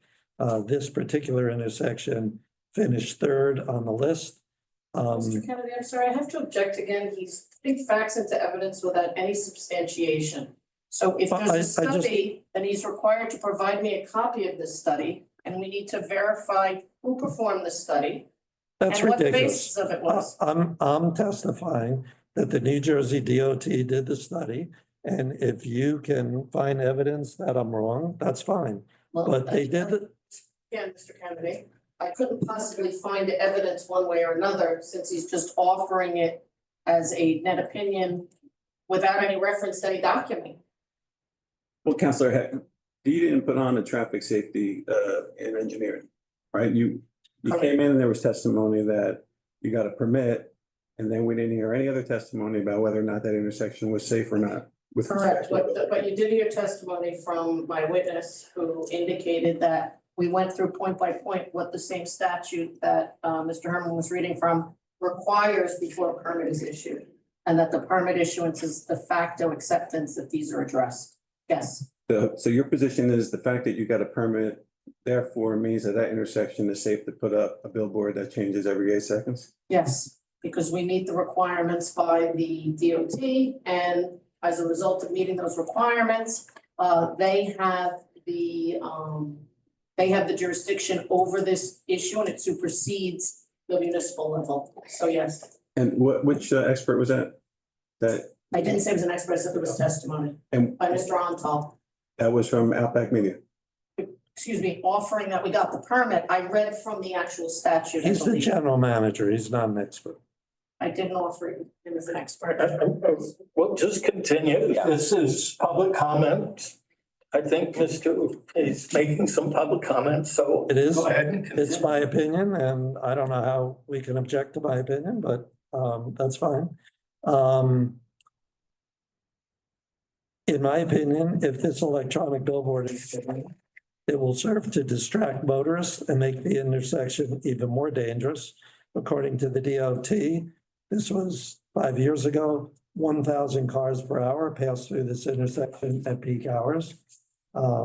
It's probably more by now with all the development going on around us. The Red Bank Master Plan refers to the 1,000 cars an hour passing through at peak hours. The master plan says this is an unsightly entryway into Red Bank that does a poor job of introducing visitors to the borough, according to the new master plan. The master plan also says the particular geometry of these intersections are a factor. So next, the setbacks from adjacent properties. I was interested in what the expert testimony was as to how close the sign is to Mr. Rallo's property. They tried to lead you to believe that they were putting it several feet further away from him, but that's only the front of the signboard. It's not the structure. The structure is indeed 6 inches from his property. There's a requirement in borough to have a 10-foot setback from any structure in this area, and to approve one at 6 inches is ridiculous.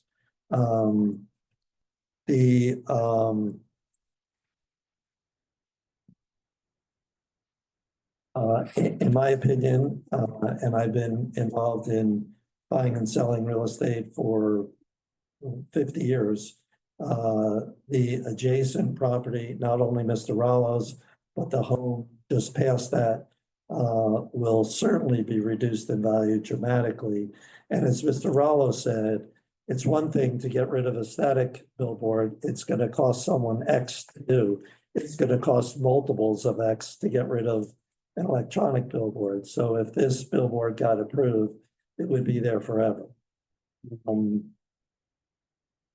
Mr. Rallo mentioned the ground pollution of the lot at the present time. It's polluted with oil and gas found beneath the surface.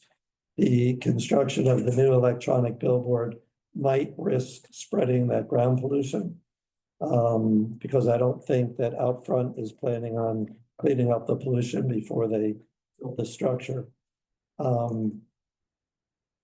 The existing billboard lease, Mr. Rallo gave all of you copies of it. I also have a copy of it, and I'd like to read some small excerpts. But Mr. Rallo made a mistake. He said that the lease is good for another 21 years. It has multiple 5-year options after that. So it's good forever, this lease, if you allow it to happen. The lease premises consist of an area, and I'm reading from the lease now. The lessor hereby lease. Just for the record, if you could, could you identify the section? I can, yes. Just say that if you don't. In number 1 on the first page, the first line says lessor hereby leases and grants exclusively to lessee exclusive use of the leased premises hereinafter defined, consisting of a portion of the property with free access over and above across the same. That free access is important. Ms. Kremko talked before about building a taller building and our taller building. Allow someone to build a building under it. You can't for several reasons, and I'll read the rest of it. In item 2, it says the leased premises will consist of the area where the supporting structure of the sign structure is affixed to the property, the surrounding area, and the airspace above the same, as particularly described in Exhibit A attached here to and made a part hereof. So the leased premises is more than just where the billboard is. Number 3, the first line says the lessor grants the lessee and or its agents the right to vehicular and pedestrian ingress and egress to and from the sign structure over and across the property. It goes on to say the placement of incidental and ancillary equipment thereon, relocating the sign structure to lawful site satisfactory to lessee on lessor's property. Then on the next page, number 10, it says if the lessee is unable to secure or maintain any required permit or license from any appropriate governmental authority, I'll skip a little. It says that the leased premises becomes if the lessee sign structure on the leased premises becomes entirely or partially obstructed or destroyed, the lessee can terminate the lease.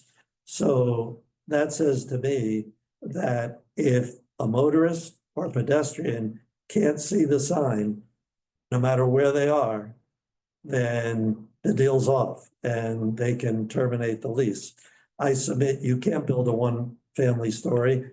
If in Ms. Kremko's case, I forget the number she put, but if it was mounted 100 feet off the ground, you can't put a building under because you'll prevent pedestrians from seeing the sign as they walk by the property. Lastly, Mr. Herman, number 13. a question. Do you have a number of things? We need to take a little break, if that's okay for you. So It's gonna be long. So I would ask just to finish with the lease. I have one more passage and then I'll finish the rest at your break. In number 13 on page 2, the last half of it says, it is the understanding of the parties, that's out front and the owner of the property, that visibility of the sign structure to the traveling public is the essence of this lease. Lessor shall not cause nor permit lessee sign structure to be obstructed from visibility to the traveling public. Lessor grants lessee the rights to trim, cut, or remove brush, trees, shrubs, or any vegetation, or remove any obstructions of any kind on the property. Think about that. That means you can't build a building. The owner of the property can't build it. He can't put trees or shrubs. He virtually can't clean up the property. He, of course, expressed no intent to clean up the property, nor has out front. So if this gets approved, that electronic sign is going to be there for the rest of all of our lives. The lease also, I won't read you the numbers. I think you have it from what Mr. Rollo gave you, but the lease goes up exponentially if the approval for the electronic billboard is obtained over the lease they're paying now for the static billboard. So that's all I have on the lease. I do have a little bit more, but if you want to take a break. Yeah, let's take a break and get your thoughts together. 5 minutes. Thank you very much. Just for the record, no board members, no comments on the application, just that's given our quasi judicial nature. What are you supposed to fix? Mr. Herman. Roll call. Roll call. Ann Torrey. Here. Raymond Mass. Here. Eileen Hogan. Here. Van Euro. Here. Sharon Lee. Here. Vincent Light. Here. Paul Cagnon. Here. Anna Cruz. Here. Eugene Hartman. Here. Chris Haynes. Here.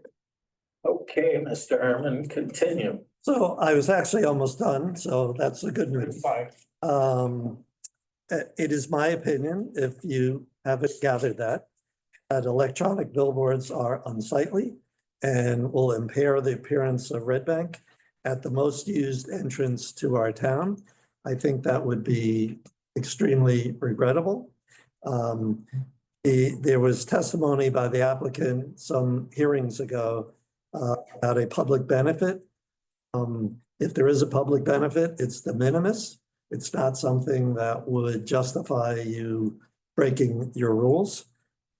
Accordingly, it is my opinion that the variances requested by the applicant cannot be granted without substantial detriment to the public good and without substantially impairing the intent and purpose of the zoning plan and zoning ordinance. And I strongly urge you to turn this applicant down. I do think that if this is approved, we will have 20 of them in short order, because if you allow it at this dangerous intersection where a new message every 8 seconds or so is going to cause more accidents, not less, it's going to be unsightly. I think Red Bank will be the laughing stock of the area for having permitted this. So I love Red Bank. I love investing in Red Bank. I want to continue doing that, and I hope all of you will do the right thing. Thanks for listening. Thank you.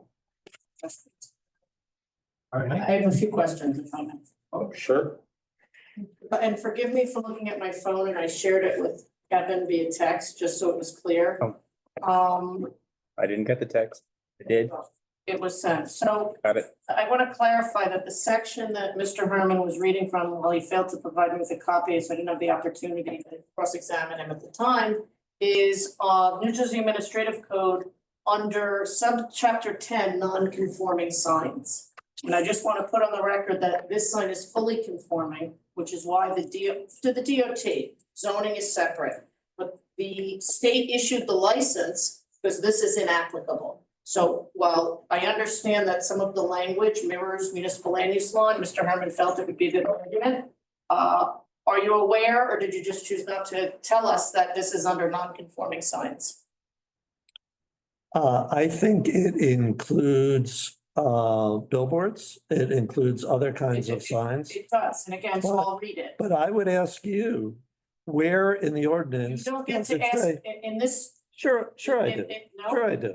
Well, Where in our let's say this is permitted? we're gonna come back and let her ask her question, and then when she's done, you can Okay. continue. All right, Just have an order to it. comments to the board, but again, a witness doesn't have the right to ask the attorney cross-examining him questions.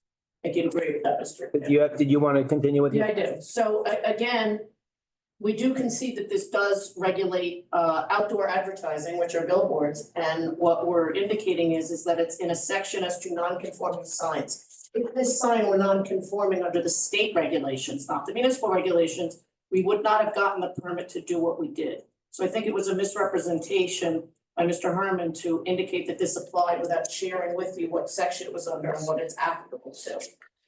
Additionally, Mr. Herman, you'd indicated that my clients was. Wait, can I speak to what you just You said? didn't ask a question. You, No, but momentarily, I'm sorry. Momentarily, you're gonna be Okay. permitted an opportunity to make another comment. all right. You had indicated that my client was deceptive and said that the sign was 6 feet and not 6 inches. Do you recall that the question was with regard to where the sign face was, as was testified? I do not recall. Question? I do not recall. So again, the same question that was asked of the witness tonight, there was a distinction between the 6 inches for the sign pole and the 6 feet for the back of the sign face. So I'd ask the board that they can certainly review the transcripts, but that was a misrepresentation. And did you get notice? Were you given notice of this application? I don't think so. Did you review it? Did I review? Yeah, did you review the application? Did you review the plans? Yeah, I did 2 years ago when you made the application. On those plans, and I'll stipulate, the rear setback to the south is listed expressly on your on the plan submitted every single time we came as 0.5. So there was never a representation that this was being 6 feet away from the property. You indicated that the town wouldn't approve Garmani a sign of this size. My question is, does Garmani currently have a sign bigger than this size existing? No, Any of the other local businesses that you indicated that they wouldn't grant, do any of them have a pre-existing non-conforming size sign of that size? I'm unaware of any. And lastly, you had indicated that based on a conversation with an individual who I can't speak to or not speak to, but there's an entire section in the code, and I'm gonna read it into the record, because regardless of what a representative may have said to Mr. Herman, there are state regulations which govern when these permits are issued. So the fact that the permit was issued indicates that we meet these regulations. And what they say is, I'm sorry, and can you just give me that site, Jennifer? sure, and I think they gave it to at one of the other hearings as well, 16:41C 4.1. General. 16:41-C. 16:41C 4.1. Got it. General restrictions to billboards, and I'll tell you, it's under the section regulating billboards, the same section of the statute of the code that Mr. Herman quoted for non-conforming. A, signs which contain, include, or illuminated by any flashing, intermittent, scrolling, or moving light or light shall be prohibited, except those giving time, date, and or temperature. And again, I'm not offering the testimony, but that would be the kind of thing that you see in front of the school where it scrolls in front of you. C is with regard to public policy, B. C is talking about not being allowed in the right of way, D. And this is part of the proofs required to get the permit. No sign shall interfere with the ability of the operator of a motor vehicle to have a clear and unobstructed view of streets or highways ahead of approaching, merging, or intersecting traffic or official signs, signals, or traffic control devices. And E says that no sign shall interfere with or contain advertisements that resemble any traffic signal or device. G, no sign shall be of any type, size, or character placed at a location that will endanger or injure public safety or health or pose physical threat to properties in the vicinity thereof. So again, I understand what the hearsay that Mr. Herman is attempting to put in, but the regulations speak for themselves as to what you need to do in order to qualify for a permit. Would you like to tell us what section of Red Bank's ordinance permits these signs? Actually, they don't permit these signs, which is Right. why we That's my came point. here. So again, we recognize that billboards as a permitted principal use are not permitted. But what you're quoting is the state regulations, and the safety is the jurisdiction of the state DOT. So again, you're mixing apples and oranges. Zoning and traffic safety are two different things. So again, my last question, well, two last questions that I have for you. You'd indicated that this sign will be here forever. And you indicated that, well, Mr. Rollo indicated that there were 20 years on the lease. There were some 5-year extensions. Are those 5 years extensions to infinity? It was actually pretty vague in your lease. You offered testimony that it was going to be here forever. Does the lease say that it will be renewed infinitely the same way that leases in Ocean Grove are done? I didn't see that, but it could be interpreted that way. The lease is a little bit vague. And speaking of the lease and lease interpretation, your interpretation of the lease is that the billboard company is trying to protect the view of the stanchions from the public? For the public? That the provision that talks, if I may, that the provision that speaks about the ability to see the sign is referencing the stanchion, not the actual message, which is what is indicated is, I think Mr. Rollo indicated was the dollars and cents. So the intent of the lease is to make sure that the entirety of the pole can be seen by the general public everywhere. Is that your interpretation? I don't have an interpretation of that. You- It makes it clear that you can't block any part of the sign. So again, you did offer your interpretation that based on this lease and the language that you read, that meant that nothing can be constructed in front of the sign structure. So is it your interpretation that a building could not be constructed and block the sign post? Or is it your more reasonable interpretation that it can't block the sign face? I didn't make an interpretation like that. However, I don't know how you put a building in front of it, no matter the height. Pedestrian doesn't have a blocked view. Yeah. So You I think indicate, I think you can't build anything in front of it. You can't even put shrubs in front of it. and respectfully, that's, to quote you with all due respect, that's not what the lease says. I disagree.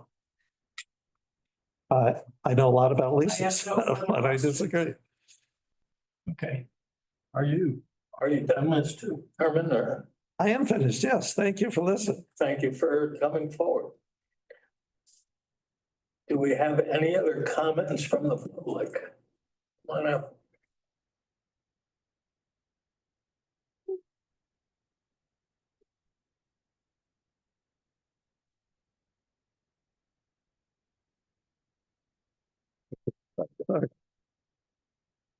Hello, good evening. If you could just state your name and address and we'll swear you in. My name's Thomas Wilson. My address is 7 Conover Lane, Middletown, which is the first house over the bridge when you leave Red Bank.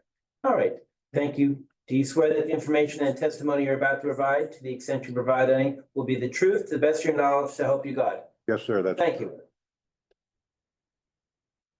the first thing I'd like to point out and help the board understand something is when it comes to the, shall we say, the volume of the cars that go by there, everyone's heard this 1,000 cars an hour. That's probably true. But I was privy to all the planning when they put the new Cooper Bridge in. And their estimations back then was in 1999, mind you, for at least 10,000 cars a day, 10,000 trips. And their projection into the future, which stopped around, I can't remember the exact date, somewhere around 2021, 2022, which is come and gone, it was double. Now, as an aside, I've been where I'm at for the last 46 years. And I dare say, for the most part, I go over the bridge all the time, at least once a day. So to say that I've gone over this bridge at least 14,000 times, 14,000. And I checked my numbers because I thought that was like way out of line, but it's not. I have a real good idea of what's going on over there when we talk about traffic. As an aside, one of the things that really got my questioning up is, you know, they're sitting here telling you folks they're going to take 7 signs down and put 1 in. You know, they're not altruistic people. They're here to make a profit too. Nothing wrong with making a profit. But your first question should be, why are they willing to take down 7 signs for 1 sign? And the answer is obvious. They can grab more people's attention. And they're going to grab people's attention every 8 seconds. 1, 2, 3, 4, 5, 6, 7, 8, the thing changes. Okay? Now, I'm sure all of you have gone over the bridge before and come into Middletown, from Middletown into Red Bank, and you have to make that left-hand turn. I want you to do it again before you take a vote. And be in that, because it goes, it's three lanes there where you can make the right, go down Rector Place, go straight, go down Bridge Avenue, or make the left and do Riverside Drive, which is Highway 35. If you're in that middle lane where you can go straight or make the left, if you go to make the left, you're taking your life in your hands. That's a 45-degree left-hand turn. Now, when you're making that 45-degree left-hand turn, do you know what's in front of you? A whole mess of poles. You got a traffic light pole, you have a pedestrian pole, you have a telephone pole, then when you make the left, you go another 100 feet or so, you got another pole that has to be mere inches off the highway. Now, if they're there to grab your attention, let's be honest about it. They're there to grab as much attention as they can get. That's why they're giving up 7 signs for one. Now, if they're grabbing someone's attention and you're trying to make a 45-degree angle, I don't want to be there.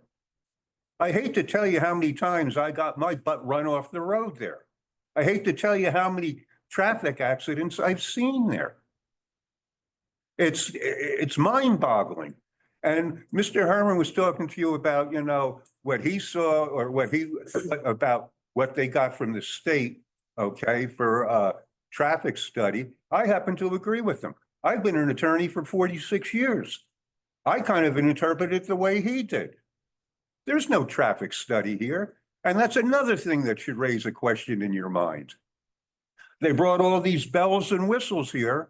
One bell, one whistle they didn't bring, and was a traffic study guy saying, hey, this is great, this is fine. If I'm not mistaken, never mind what the state did in the last few years, I think Red Bank's master plan, they acknowledged the fact that this particular intersection is horrible. It's literally, it's accidents waiting to happen. I'm going to quote the great philosopher Groucho Marx. And Groucho said, who are you supposed to believe? This or your lying eyes? That's why I'm saying to you folks, go over the bridge again, but get in that middle lane to make the left. You got to watch yourself. If you don't watch yourself, you're going to have a traffic accident. You put this sign in, and I'm telling you right now, you put the sign in, bluntly put, you're going to have blood on your hands. I've seen too many accidents there with the single sign there. And which, by the way, the single sign is fine. There's really nothing wrong with it. It's there. But for profit, yes, that's what they want to do. If you want to put the general public at risk for profit, there's something wrong somewhere, because there is no way on God's green earth that that's going to be safe there. You know it, I know it. All this is here is trying to get around it.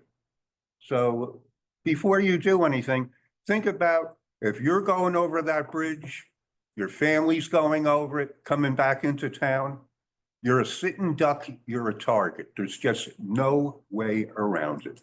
Any questions? I do, and I know the answer to it, but. Well, then don't ask it. Well, of course, I have to ask it because Be my guest. I'm building a record. Build a record. Okay. Are you a traffic engineer? No, but I have 2 eyes and I traveled it, okay? 14,000 times. Heard all your testimony. Well, then- Just asking if you're a traffic engineer. No, but I have common sense. And do you have any evidence to indicate that a digital sign is less safe than a static sign? Other than your common sense? Well, common sense says when you change a sign 7 times in a minute, you're there to get the people's attention. Again, who are we supposed to believe? What you're telling us or your own lying eyes? Again, I'm just asking if you have any evidence contrary to the fact that the DOT feels that 8 seconds makes it safe. You have any evidence that indicates that complying with the DOT regulations would be less safe than the static sign, other than your common sense or your 2 eyes? Well, my experience with, like I said, literally 14,000 times over my lifetime going over that I'm bridge. not suggesting that the bridge doesn't have traffic issues. I'm not Well, if it has traffic issues, why don't you address it? No, why don't you address it? You started it, let's Mr. finish it. Wilson, Yeah. I appreciate what you're saying, and what you're saying is very important, but we do sort of have to act in a quasi judicial capacity. And if there is any appeal, whether the application is approved and someone wants to sue, or Understood. if it's denied and someone wants to sue, a judge, he or she is going to want to make sure that we at least complied with the right process. So I would respectfully, and I appreciate your passion, and I think everyone in the room does, but why don't you let Ms. Krimko ask you some questions and you can answer them. And then if you have more statements to make, we'll do that. I appreciate that. Thank you. Okay, so again, it was just very simply, I'm not arguing or making any opinion as to the safety of the existing roadway. I'm just asking if you have any evidence that a digital sign is less safe to the traveling public than a static billboard. From my experiences, yes. Thank you. Got it? Thank you. Have a nice day. We appreciate your coming forward. Anybody else in the public have a comment? Okay, we'll close the public portion. Ms. Krimko, you want to go through your? I would, thank you. I get the right one though, I don't wanna give you a repeat.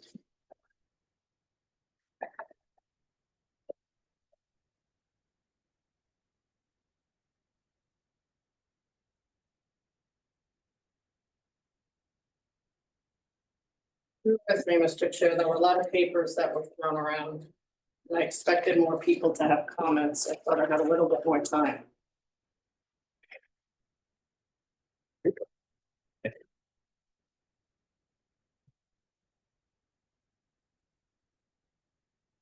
Apologies. No problem. So, as you know, the applicant is seeking to modernize a legally pre-existing non-conforming static billboard sign. The existing message face is 480 square feet. The overall structure is 22 feet high. As was testified by the applicant and various experts, there is no way to convert a static sign to a digital sign without replacing the structure in its entirety. Through this application, we seek to modernize the existing sign by replacing it with a less obtrusive structure, which is in the same location on the property. The sign face will be reduced by 100 square feet or 20.8%.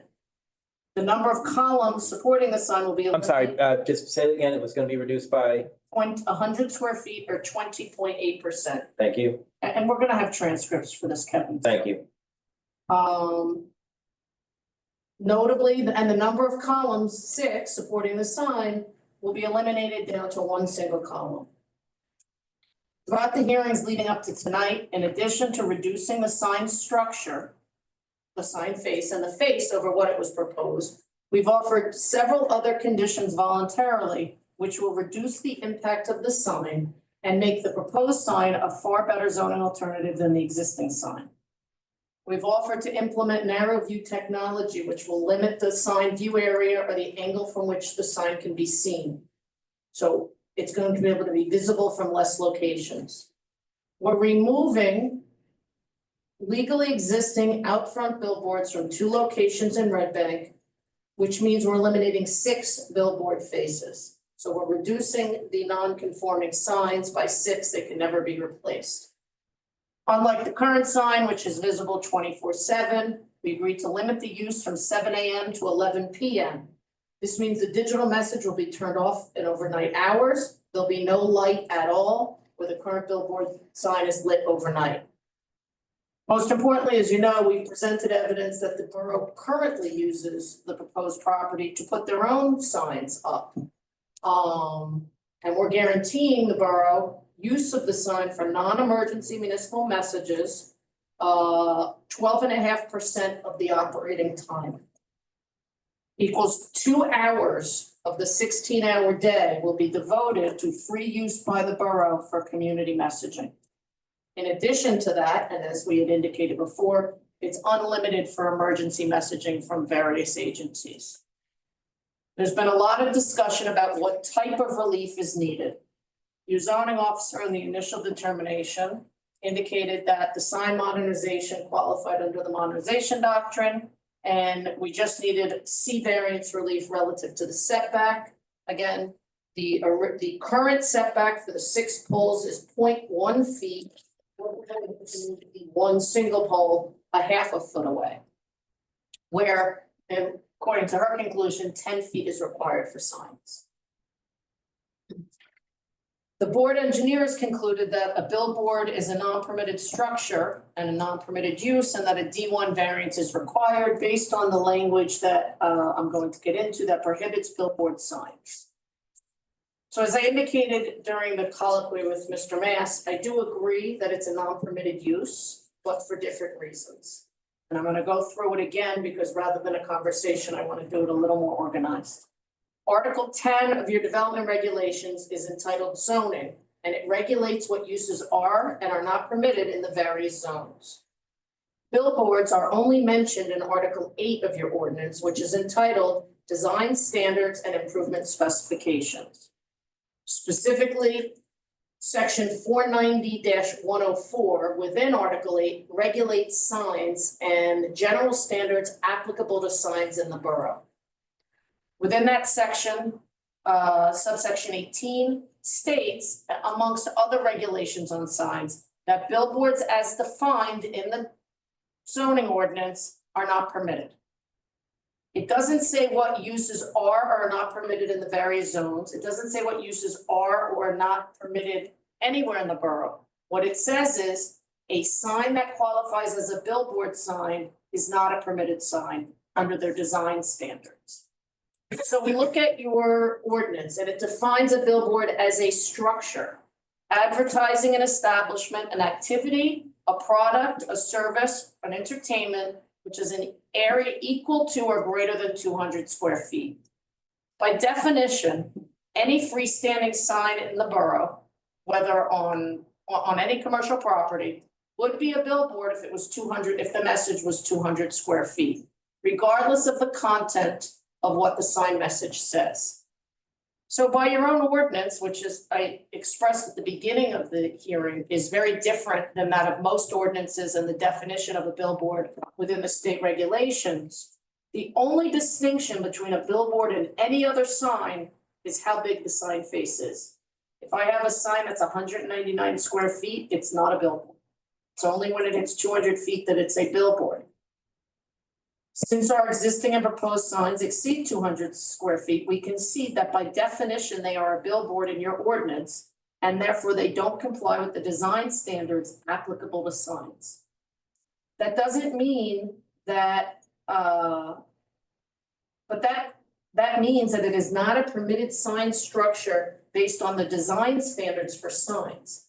If the borough intends, and I believe that they may have intended, but the way the ordinance is written, in the ordinance, if they intended for it to prohibit the use in any of the zones, then that prohibition would have to have been in the zoning section of the ordinance under the permitted and prohibited uses, not within design standards regulating signs.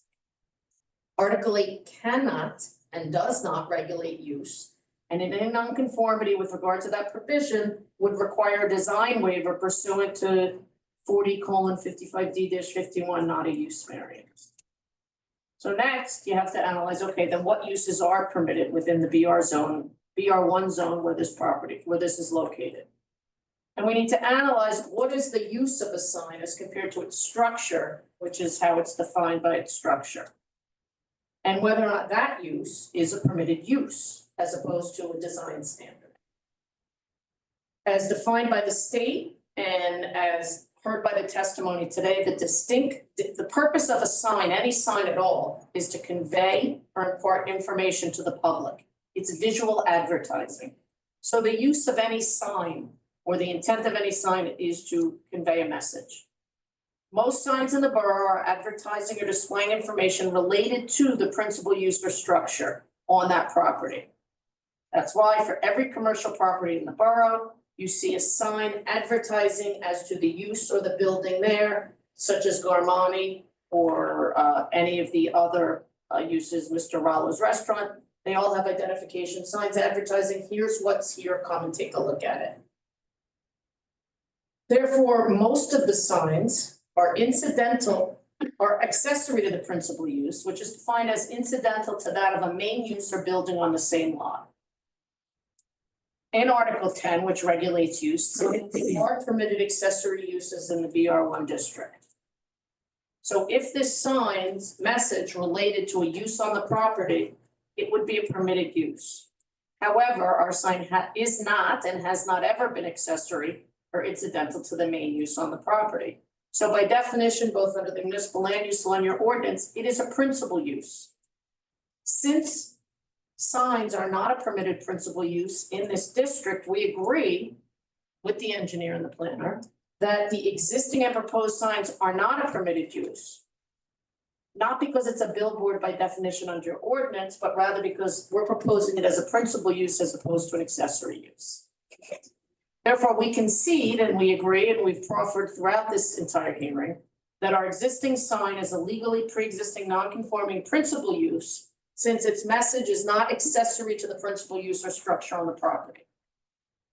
This is distinct from being a non-conforming structure, which is defined solely by its size.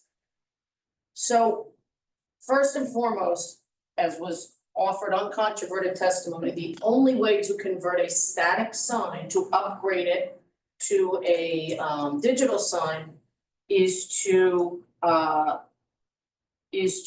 change out the structure altogether. The case law is clear. There's no abandonment of the use, which is typically the test, because you want to improve or upgrade or bring in greater technology for a non-conforming use.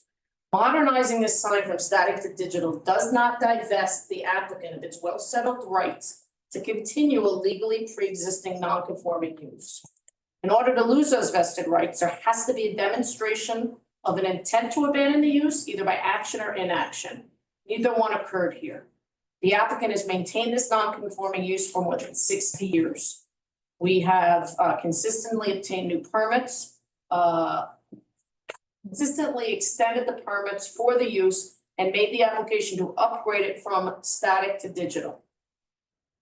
And we filed this application to the borough seeking to upgrade it. By every objective and subjective test, the applicant has demonstrated a strong intent to maintain its rights to the non-permitted sign as a principal use. You've also heard from our planner that New Jersey courts have, and we put in our brief with which the board could review the case law, have clearly authorized that such modernization of a non-permitted use and a non-permitted structure is permitted even if it includes replacement without the need for a D variance. The rights to maintain this principal sign use are intact even if the structure which hosts the use needs to be replaced. Based on this, it is the applicant's unequivocal position that a D1 variance is not required, as we are merely upgrading it, which requires replacement. The next item that you'd look at then, well, is a D2 variance required? Are we expanding a non-conforming use? And I think the evidence is clear, we're not expanding the non-conforming use at all. Again, you have to distinguish between the use, which is a message, which is advertising for something off-site, as opposed to the structure that's housing it. In every level, we are reducing the intensity. We're reducing the sign message, the size of it, by 20% or 100 square feet. Rather than being visible 24 hours a day, we're reducing it by 8 hours a day. There's no question that by making the use not visible for 8 hours of the day, we're reducing the intensity. We're agreeing to implement narrow view technology to reduce the viewing area of the message. Less people will be able to view this sign from various locations throughout the borough. And by sign, I mean the message. And then lastly, while it's not a reduction on this particular property, we're proposing to eliminate 6 other non-conforming similar uses off-site within the borough. As it relates to the use, it will be smaller, less visible, seen 8 hours less a day on our property. This represents a reduction in the intensity of the use and couldn't be considered an expansion of the use under NJSA 4055D 70D2. Now we have to look at the structure itself, which is the stanchions that are holding this sign message.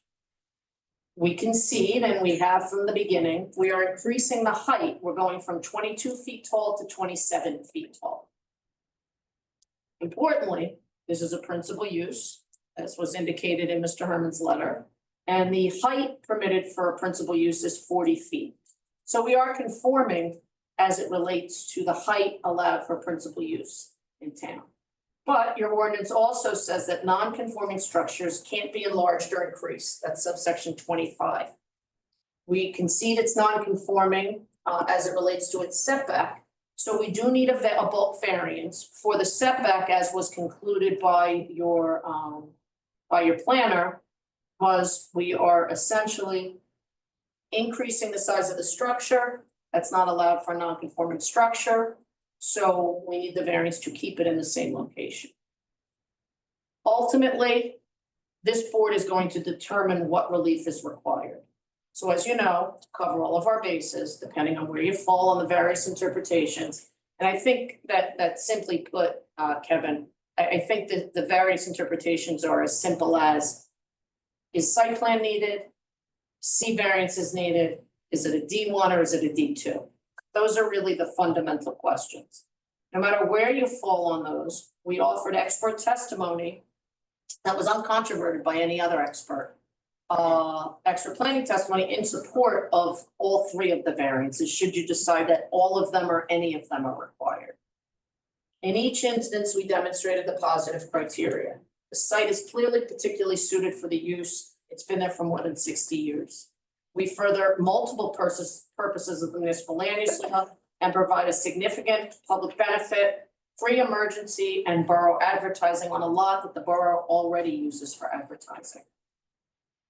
Our proposal is consistent with your master plan by reducing the non-conforming signs, 6 non-conforming billboards elsewhere in the borough, which is a public benefit borough-wide. And by reducing the sign face and the proposed sign and the limiting the hours on which it could be viewed is reducing the non-conforming use, which therefore is additionally consistent.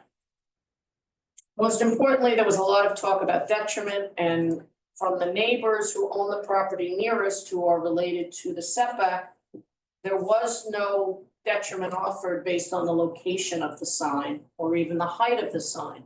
The only detriment that was offered was that it would be more expensive for a developer to someday buy this property to buy out the lease, which would affect its ability to be developed.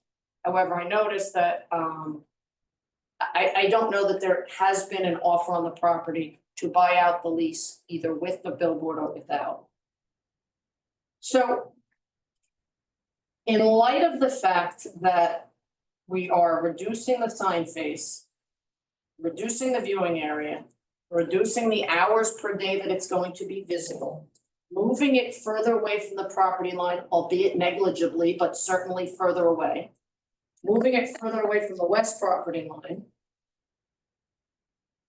I haven't heard a detriment that has been substantiated other than personal opinions. And certainly, as you know, the grant of any variance always carries a detriment with it. But the question is the detriment so substantial, and is that substantial detriment supported by testimony to the extent that it outweighs any of the positives? Based on all of the extensive expert testimony presented, we're seeking the interpretation that only a C variance is required and that we're exempt from site plan approval. However, in the alternative, if you deem that a D1 or D2 variance is required, we seek approval based on the testimony presented and following the ruling in the appellate division on the Lamar case, which I submitted to the board, which outright and blatantly held that a board cannot deny the replacement of a static sign with a billboard sign, concluding that because with a digital sign, based on the conclusion that a digital has more negative impacts. In that particular case, that's exactly what that board did, and the appellate division reversed it, saying that there's no evidence that there's any more negative impact to a digital sign than there would be from the static sign. So I understand that you might not like digital signs. And I understand that you may not think it's going to be attractive or it's going to be less attractive. But when you took your oath of office, you swore to uphold the laws of the state of New Jersey, which includes following the municipal land use law and following the case law interpreting it. And every case that has been presented to you, and there hasn't been a case that says otherwise, has indicated that the mere replacement of a digital sign with the mere replacement of a static sign with a digital sign is not a basis enough to claim that there's a negative effect that would provide denial. And that's without all of the public benefits that we're offering to you. So based on all of that and to finish up within our time frame as permitted, I would implore you to interpret that it's a C variance, and if you determine it's either of the D variances, that you vote in favor. Mr. Herman, we obviously looked at some of your expertise, and I would like your opinion on is it D1, D2, or just a C variance required for this? Well, no pressure there.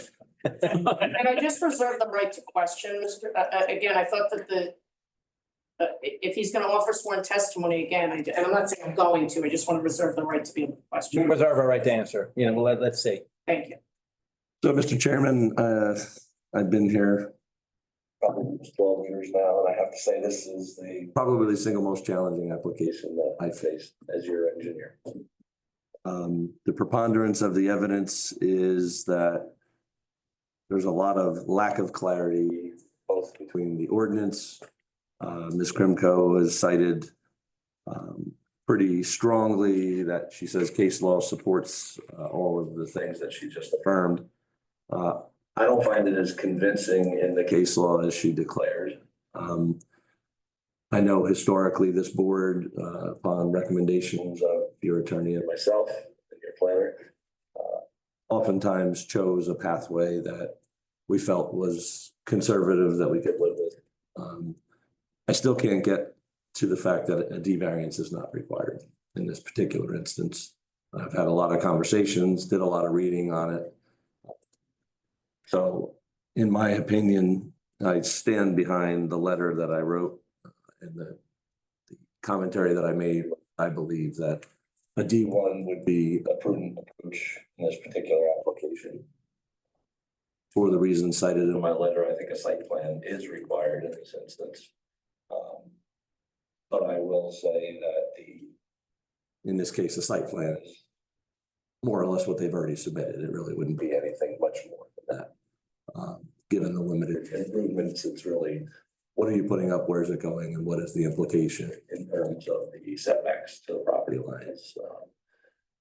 There was commentary, if you recall, the sign was much closer to Bridge Avenue. I thought you said Siri. It started saying, here's some info on commentary. Sorry. So we're going to use AI to provide professional testimony. No, I'm kidding aside. So the way this is migrated, I mean, there's been, I certainly couldn't get to modernization with the sign being completely relocated as was presented in the first application. The applicant heard that concern and decided to move the sign back to the current location largely. While raising it, there's a couple comments in the site plan exemption that talk about specifically, I'm trying to remember exactly, I don't remember what it says.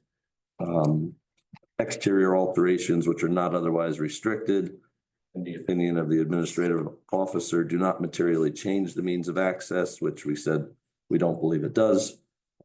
Do not substantially change the architectural design or appearance of a structure. In that case, I didn't believe that this standard was met because I think it does change the appearance and architectural design, even if it's higher and it's a different composition. So I think that talks to the exemption or the site plan requirement. And ultimately, I would agree that if we looked at this as a D1, then the other C variances would be subsumed under the umbrella of that D1. So that's the professional side of this. The board has really got to be challenged with, compiling the context of all the other elements that you've heard over, the better part of almost 2 years now. So that hasn't helped the long period of time that has gone by. It makes, we're all trying to recall exactly everything that we heard and apply that to the case here. So I think the summary was well done. I think the question of the D1, in my opinion, I would feel most comfortable saying that the D1 would be the most appropriate standard to adhere to in this case. And the testimony that was heard, I guess the board would have to balance on whether those criteria were met under the standards of the proofs. Thank you. Now, any comments from Chairman, can I just say, only if, I'm not gonna get it done in 10 minutes, but as Ms. Krimko has indicated, that there is an importance of building a record, whether the application is gonna be approved with conditions or denied. I do have a bunch of things to add. I don't know if you want me to start. I don't know if you want me to finish. I don't know if you want to do it later. I start, go. Probably one of your resolutions, is it covered? Yeah, we count on your expertise and for us to make decisions. And I do have some questions for Ms. Krimko based upon some of the law that she just cited, but we start off just with the premise that, as everyone indicated, this is a very intense and very nuanced application, and nuanced is a fancy word for saying complicated. And it's complicated and nuanced for a lot of reasons. Number one, there's lots of rules and regulations. We had municipal regulations cited, state regulations cited. We had case law cited. And there's a lot of lots of borough ordinance provisions, and some of it are more applicable than others.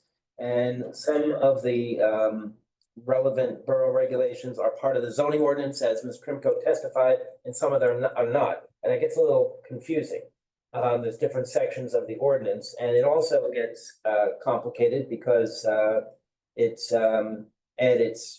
not necessarily distinguished between billboard and sign per se, but rather, as Jennifer was indicating, the size, if it's 200 square foot or greater. Also, obviously, we have some pre-existing and potential grandfathering rights at hand, and Ms. Krimko rightly referenced some things about doctrine of merger. And we also had legal issues about abandonment, which comes up a lot.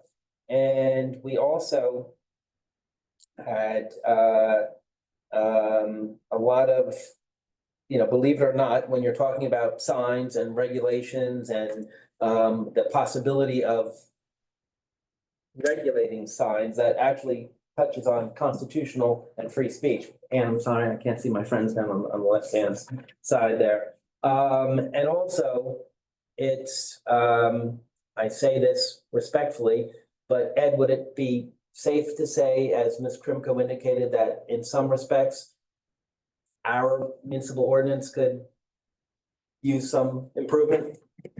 I would say affirmatively, yes. So, Alini, maybe you could just put that when we have our annual review, you can maybe put that on our list to maybe discuss this. And also, what has been further complicating, as what Ms. Krimko extensively referenced and what Ed referenced, this has been a significantly modified and evolving application over the year that we've been here. So that's, complicates. Again, I think Ms. Krimko believes that it's been moving towards a more acceptable, more compliant, but it has been moving. And I also think that there's a lot of serious, intense questions about what relief. Is it a D1 variance? Is it a D2 or D2 expansion of non-conforming use? Or is it a bulk C variance? Is site plan approval required? And what are the legal standards to apply? Because as you know, if it's a D1 variance, it's certain standards. If it's a D2 variance, it's different standards, et cetera. And it also even impacts the jurisdiction, because if, depending on, again, lots of scenarios here, but Jennifer, if it came out that the determination was you needed site plan approval and a bulk C, that would presumably put you before the planning board. Correct. So there's a lot of issues at hand. And it's also further complicated by the fact that the applicant's attorney noticed for about, I think, 7 initial interpretations, given to the fact that it is a confusing and nuanced situation. So anyway, it just a lot of factual and legal issues coming into play. And again, I think what's important is what we had before us at the first meeting is very different from what we had before us at the second meeting, which I think is also very different from what we have before us now. So anyway, I just think that it's complicated, and obviously we're gonna go through that and through these. So the good news is, or the bad news is, it's complicated, nuanced. The good news is this is not the first time we've had to deal with complicated and nuanced applications. You all on this board are made for it, and we're gonna decipher the cases. And as a standard, not everyone's gonna necessarily agree with the decision that you make, but I hope everyone will be mindful of and appreciative of the measured and conscientious and dedicated, thorough fashion with which you're going to review it. Now, I wanted to go through some case law and some questions. You still want me to go? Sure. Okay. In fact, I'd like to finish this tonight if Okay. possible, so I don't know. Hopefully you don't have like a half an hour or 45 minutes. I'll be real quick. So just as Jennifer was quoting some cases, just there's a couple of sections I wanted to read from a lot of people quoted the Cox book, the New Jersey Zoning and Land Use book, and just a couple of real quick provisions. What section? I am reading from, and this is the sort of all have different versions of it, but I'm reading from 2022 version. This is 33-1.1, and it just talks about change or intensification of use, change of ownership. Although the owner of a lawfully created pre-existing non-conforming use is allowed to continue it and do necessary maintenance, he or she may not enlarge it or modify the use without a variance, except where the change is negligible or insubstantial. And the determination of whether a change in use is substantially similar is a mixed question of fact and law, and court decisions are numerous. And it says, because lawfully created pre-existing non-conforming uses are inconsistent with the objectives of uniform zoning, and because the overall policy is that they be made to conform as quickly as possible, whenever there is doubt as to whether enlargement or change is substantial or insubstantial, the courts have consistently declared that it is to be resolved against the enlargement or the change. And I just want to read some other section. This is, again, section 33-1.1. It talks about modernization. Modernization of a plant or equipment is generally permissible as long as it entails no enlargement. And it talks about some other cases. And then it says, and this will be a quick read, but section 33-1.2, it has a whole section on, it's called change of uses where uses and structures are connected, signs. Where the use and the structure are connected, change of use issues present a different face. Particular issues arise in the case of signs such as billboards, marquees, and wall signs that consist of both the structure and a use. In the case of signs, it is important to distinguish between the medium and the message. The medium is the physical structure of the sign, whereas the message is that which appears on the sign. In the case of a lawfully created pre-existing non-conforming painted wooden sign, the message can be changed so long as the medium, the physical sign, is undisturbed. Once the sign is taken down, however, its non-conforming status is lost. Thus, if there is a change in the business, the message on the sign may be repainted to reflect the change so long as the physical structure of the sign remains unchanged. And it goes on to some other things. Maybe we'll, in the interest of justice or the interest of speed, we're not going to deal with that right now. But let's just say, Jennifer, just real quickly, I know in your legal scenario summation, you had said, hey, the borough uses this property as signs. And I think you were suggesting that maybe that's a particular suitability. Just out of curiosity, do you know, was that approval granted by the owners of the property or by the your clients as billboards? I don't, well, a couple things. So first, I don't know that it was approved one way or another. I don't know how they're there. We just have photos of it. Okay. We know that they find that this location is appropriate for public messaging, that they want to get out to a number of people. What we're offering is a better medium with which to do that. Okay, but not, and just is your position that makes it better for a billboard or just conveying a message? What I'm saying is that this particular location is particularly suitable for conveying a message that you want to get out to large numbers of people. Okay. And in terms of your, And I'm sorry, I just want to say that the owner did approve the borough to place those signs on them. okay. So in what I'm gonna call informally round one, the first public hearing, and you talked about modernization, and you did talk about having more people view the bridge and et cetera, and you're gonna move it, I think at that point, 40 feet, so just I guess it's really not relevant now, but my question at the time was going to be, is that modernization or is that basically relocation, but you've consented to that, I I think. did, but I can answer that. I believe it is modernization, the conversion, but I do think it's an expansion of the non-conforming use by making it larger, by making Okay, the message larger, which is okay.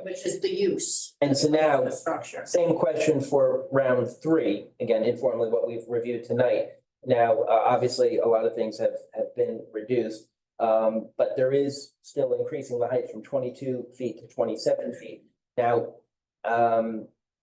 if you're increasing the height by 5 feet, is it safe to call that modernization alone, or is that modernization and something else? An accommodation? That is, as I'd indicated, that's expansion of a non-conforming structure, which is a C variance under that subsection of your ordinance. That's expansion of the medium, the structure. Yeah, you read it right from Cobb's. There's two things. There's the structure, which is the medium, and then there's the message, which is the use. So as it relates to the use, which is the size of the message, we are significantly reducing it in size as well as the amount of time it will be able to be viewed. There's no question that we need a variance for expanding a non-conforming structure, but that's a C variance. But now, in your brief, and I'm quoting page 13 of your very well-written brief. Oh, wait, if you're quoting me, at least let me look at it so I don't say anything inconsistent. Sure. Which page, I'm sorry? 13. Okay. It might be the third paragraph down. It says, as set forth above, the revised application and stipulations demonstrate that by every metric upon which the quote use is measured, the billboard use is dramatically decreasing, not increasing. Yes. And so, again, I don't want to focus on words, but you're saying every metric, and what about, that height? I mean, are you? Again, that's a metric on the size of the structure. That is not a metric on the use. Cox said it. The use is the message. Message is not getting bigger. The intensity of that message is not increasing. It's getting smaller. We agree that the medium or the structure is getting bigger. Difference. For example, if I may, if you can ask the question. If I have a business and I have a sign that's 100 square feet and it's on the front of my business. And I then put an addition on my building. And now the medium, the structure that's holding it gets bigger. That doesn't increase the intensity of that same sign. The size of the message is not changing. Where it sits on the building doesn't change intensity of the use. It may make it more visible as it relates to from a different vantage point, but it doesn't change the intensity. And again, you're discussing the distinction between a C variance for expansion of a structure and a D variance for expansion of the use. So again, Well, I'm all right. I respectfully think that the height difference does make a difference, but we'll come back to that. but again, that's the applicant's position is that it doesn't. Okay, and now you've indicated in your brief, and Sorry, Kevin, and even if that does, then that would be an expansion of a non-conforming use. Okay. Which again, we gave all the proofs. Right. Again, regardless of what the determination is, we believe we've offered the proofs for the most stringent, which is DB1. Okay, and in terms of, and I don't know what page this was, but you referred to it in your brief. I think actually it may have been point page 8, and you said it's a mere 5 feet. And I guess that would be what if it was 6 feet or 7 feet or 8 feet or 9 feet? I mean, what? It's not, and I can't answer. What we're saying is based on the photos and based on the size of the sign and based on the reduction in the overall area. Applicants, again, you know that a brief, as we know, is in an advocacy paper. And in all of our experts' opinion, it is a mere 5 feet. So again, But I mean, I guess the question was, who determines that mere, but we'll. well, I think ultimately it's up to the board to determine if it's, but even if we Agreed. decide it's a substantial increase, that still doesn't change the D2. It doesn't change the law behind when a D2 variance should be granted and the need to be able to show substantial detriments. And But again, okay. we're spending a lot of time over the nuance, but at the end of the day, even with the question, anyway. Okay, and then just earlier in some of your legal submissions, I think you were referring to the billboards on, or the signs on the roof that had been removed. But you agree that We abandon those. they're abandoned, okay. Now, the other thing that I wanted to ask about, and I'm just sort of putting this together. I know you've offered and very importantly, that you've offered about, you've said about surrendering 2 billboards in the Red Bank location, and you gave the specific locations And that would be 6 sign six sign spaces. spaces.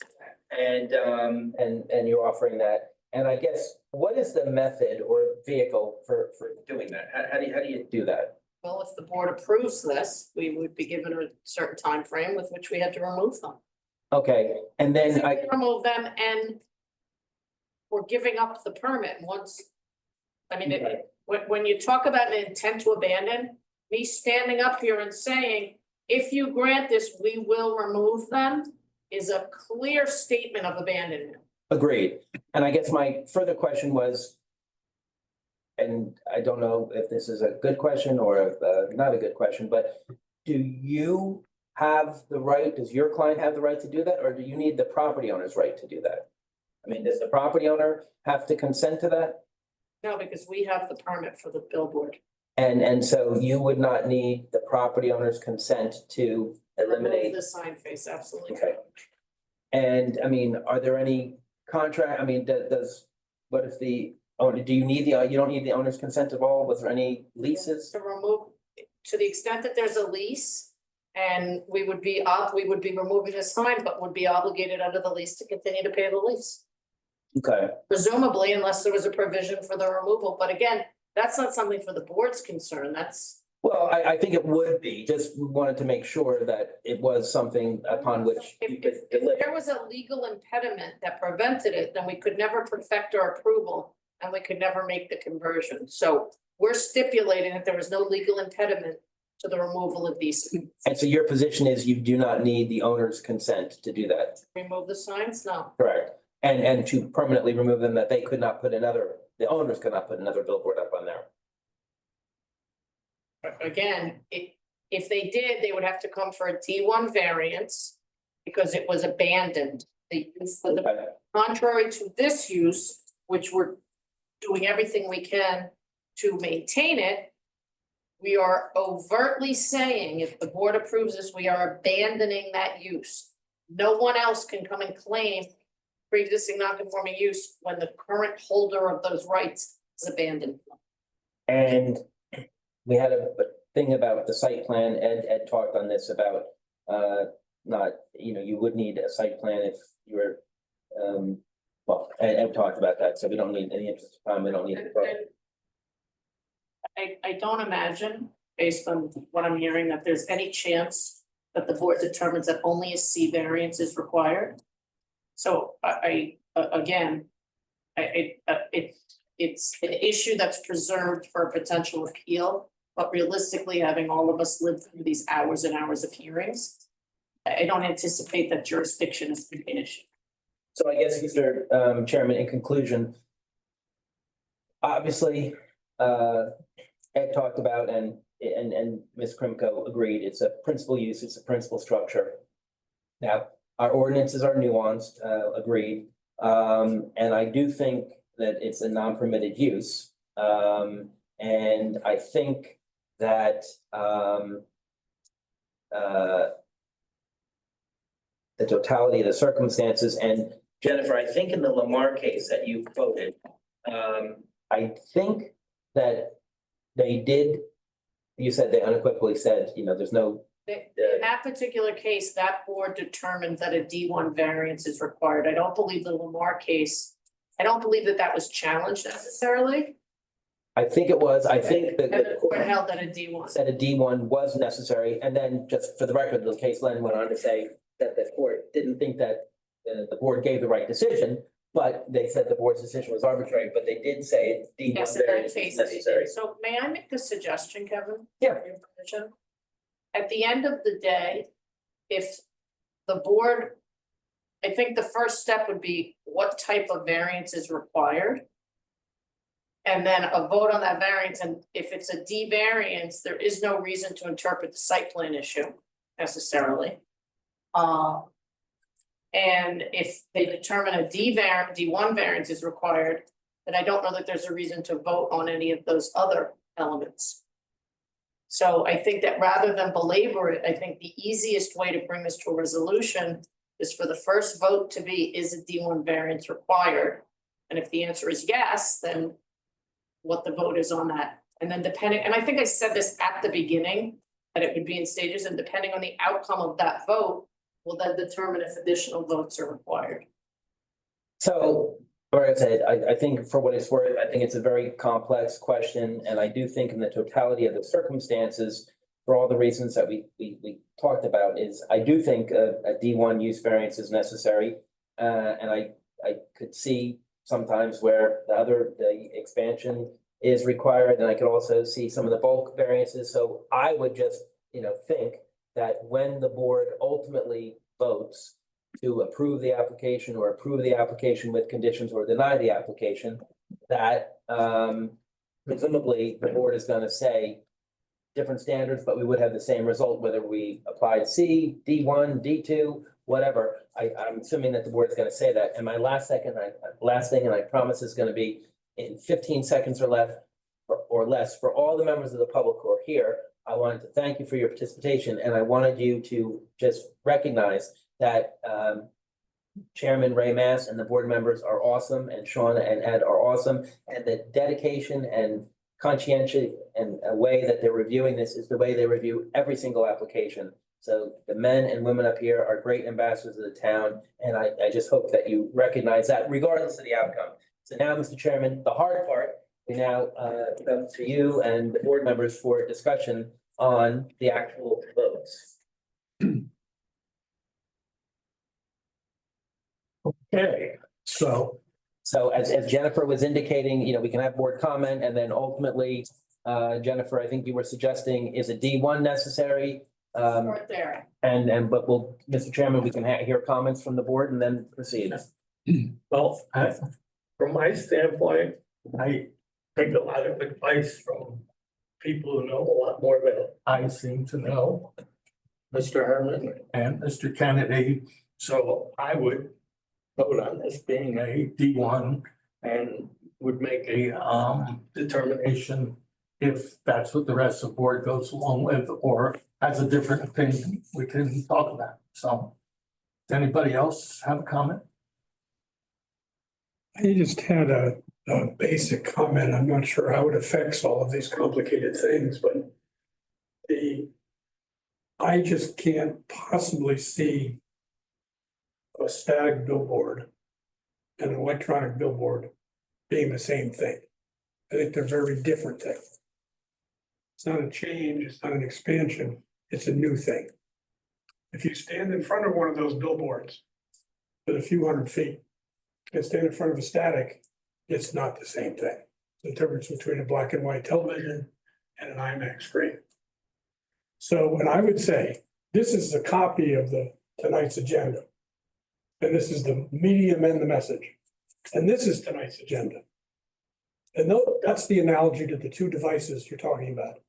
They're not the same thing.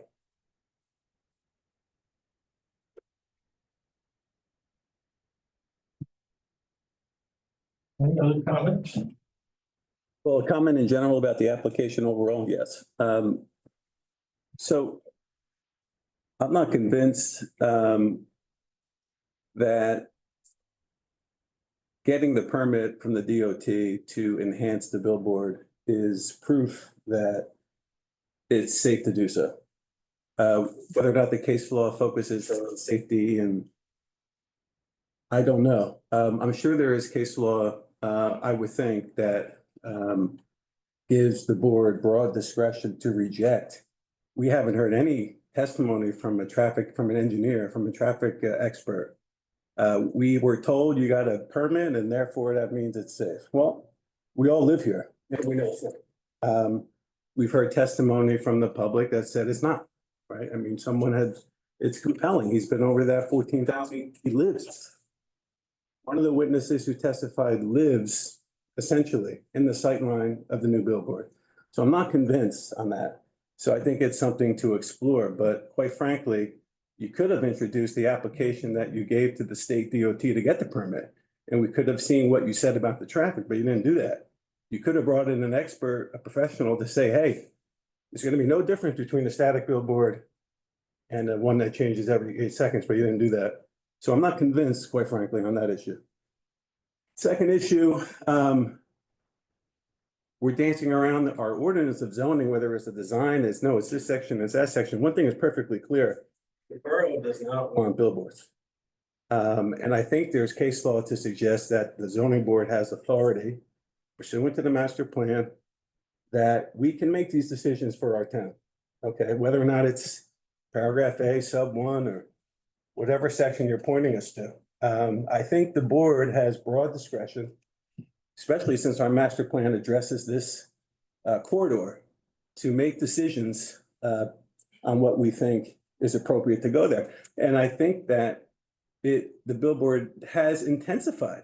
I know we talked about it's actually reducing the intensification, but I mean, it's moving. The movement draws attention. Like if we're staring at the water, the movement draws your eyes to it. So I think it's an intensification. I think the development of the property, quite frankly, is a big problem. I think it hinders the development. I also think the contamination at the property, and like we're rewarding the owner of the property who's maintained the nuisance at this corner for decades. And now we're going to reward him. We're going to allow him to make all this extra dollars as a result of an upgrade at this intersection. And I think the New Jersey DEP and the state itself, their policy with respect to cleaning contaminated parcels and then redeveloping them. That's the goal of the New Jersey DEP. Here, it seems to be a detriment, a negative for us, because it's that much harder to develop this lot now if this gets approved. So that's not all of my concerns, but that's the majority of them. So that's where I'm at with it. I would like to say, just adding to, because my thing was the traffic study also. There was no traffic study. We know also that's the gateway to Red Bank. We did take an oath for the law, but we also are here representing this town. And, you know, this to me, I haven't seen where it's an asset. An asset would be maybe to take it down, let it be developed and keep up the other 6 that you want to take down. I mean, I don't see where this is going to be an asset to this town and the people of Red Bank. And that's where I feel for it. Yeah, just to agree with that point, you said it's an asset to the town to take the 6 away. And it's also an asset to build the new modern one. Just doesn't add up really. I echo what Paul said on as many points. And I can only assume that you didn't bring a traffic expert because it wouldn't be beneficial to your case. But that's my opinion. Anyone else? I'm the same way. I mean, we've heard residents from Red Bank, business owners from Red Bank, some of their concerns on what impact it may have on our historic town. We've heard that there's a lot of traffic concerns there. I have them myself. I've been probably around that corner several thousand times myself over the last 50-some years. And it is a nightmare, and I can't imagine a sign changing every 7 seconds isn't gonna distract some people. Traffic has gotten a lot more intense around here. People seem to get more distracted by just about everything, so I'm another one. I personally, I'm not in favor of this, and I think at some point, I'd make a motion to deny it. Kevin, you have some? Well, I think the first vote would be, does the board think that a D1 use variance is necessary? Ed, would that really be the first? Okay. So do the board, is there a motion to say that a D1 use variance is necessary under the totality of the circumstances? I make a motion based on information from Mr. Herman and Mr. Kennedy that D1 is required for this application. Is there a second to that? I'll second. So this is just a motion to determine that this application requires use D1 variance relief. And so you should only call 7 people. Yeah. Ann Torrey, Yes. Raymond Mass, Yes. Eileen Hogan, Yes. Ben Euro, Yes. Sharon Lee, Yes. Vincent Light, Yes. and Paul Cagnon.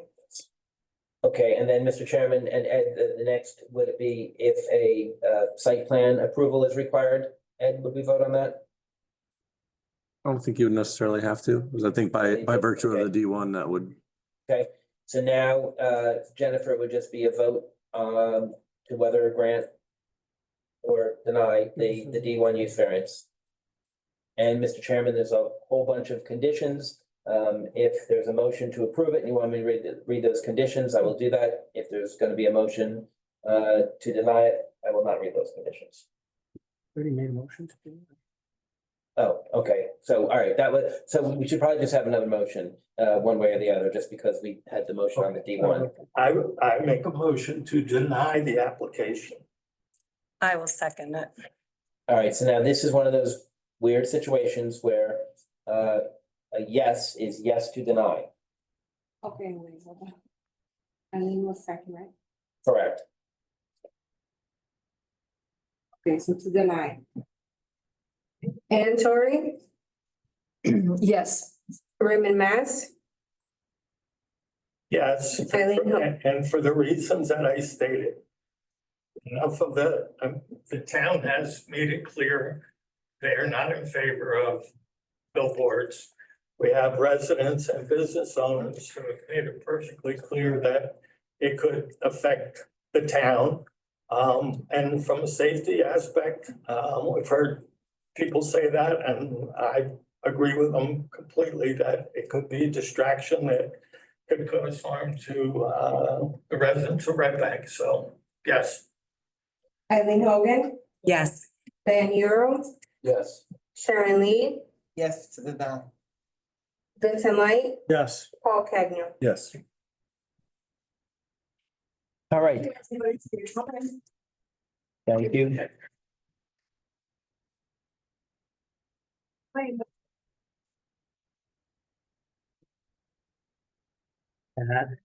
We actually send a letter asking that. Yeah. This issue is almost. Motion to adjourn. Bring it up next meeting. Exactly what I wanted to say. A second? Second. All in favor? Okay. Aye. But yeah,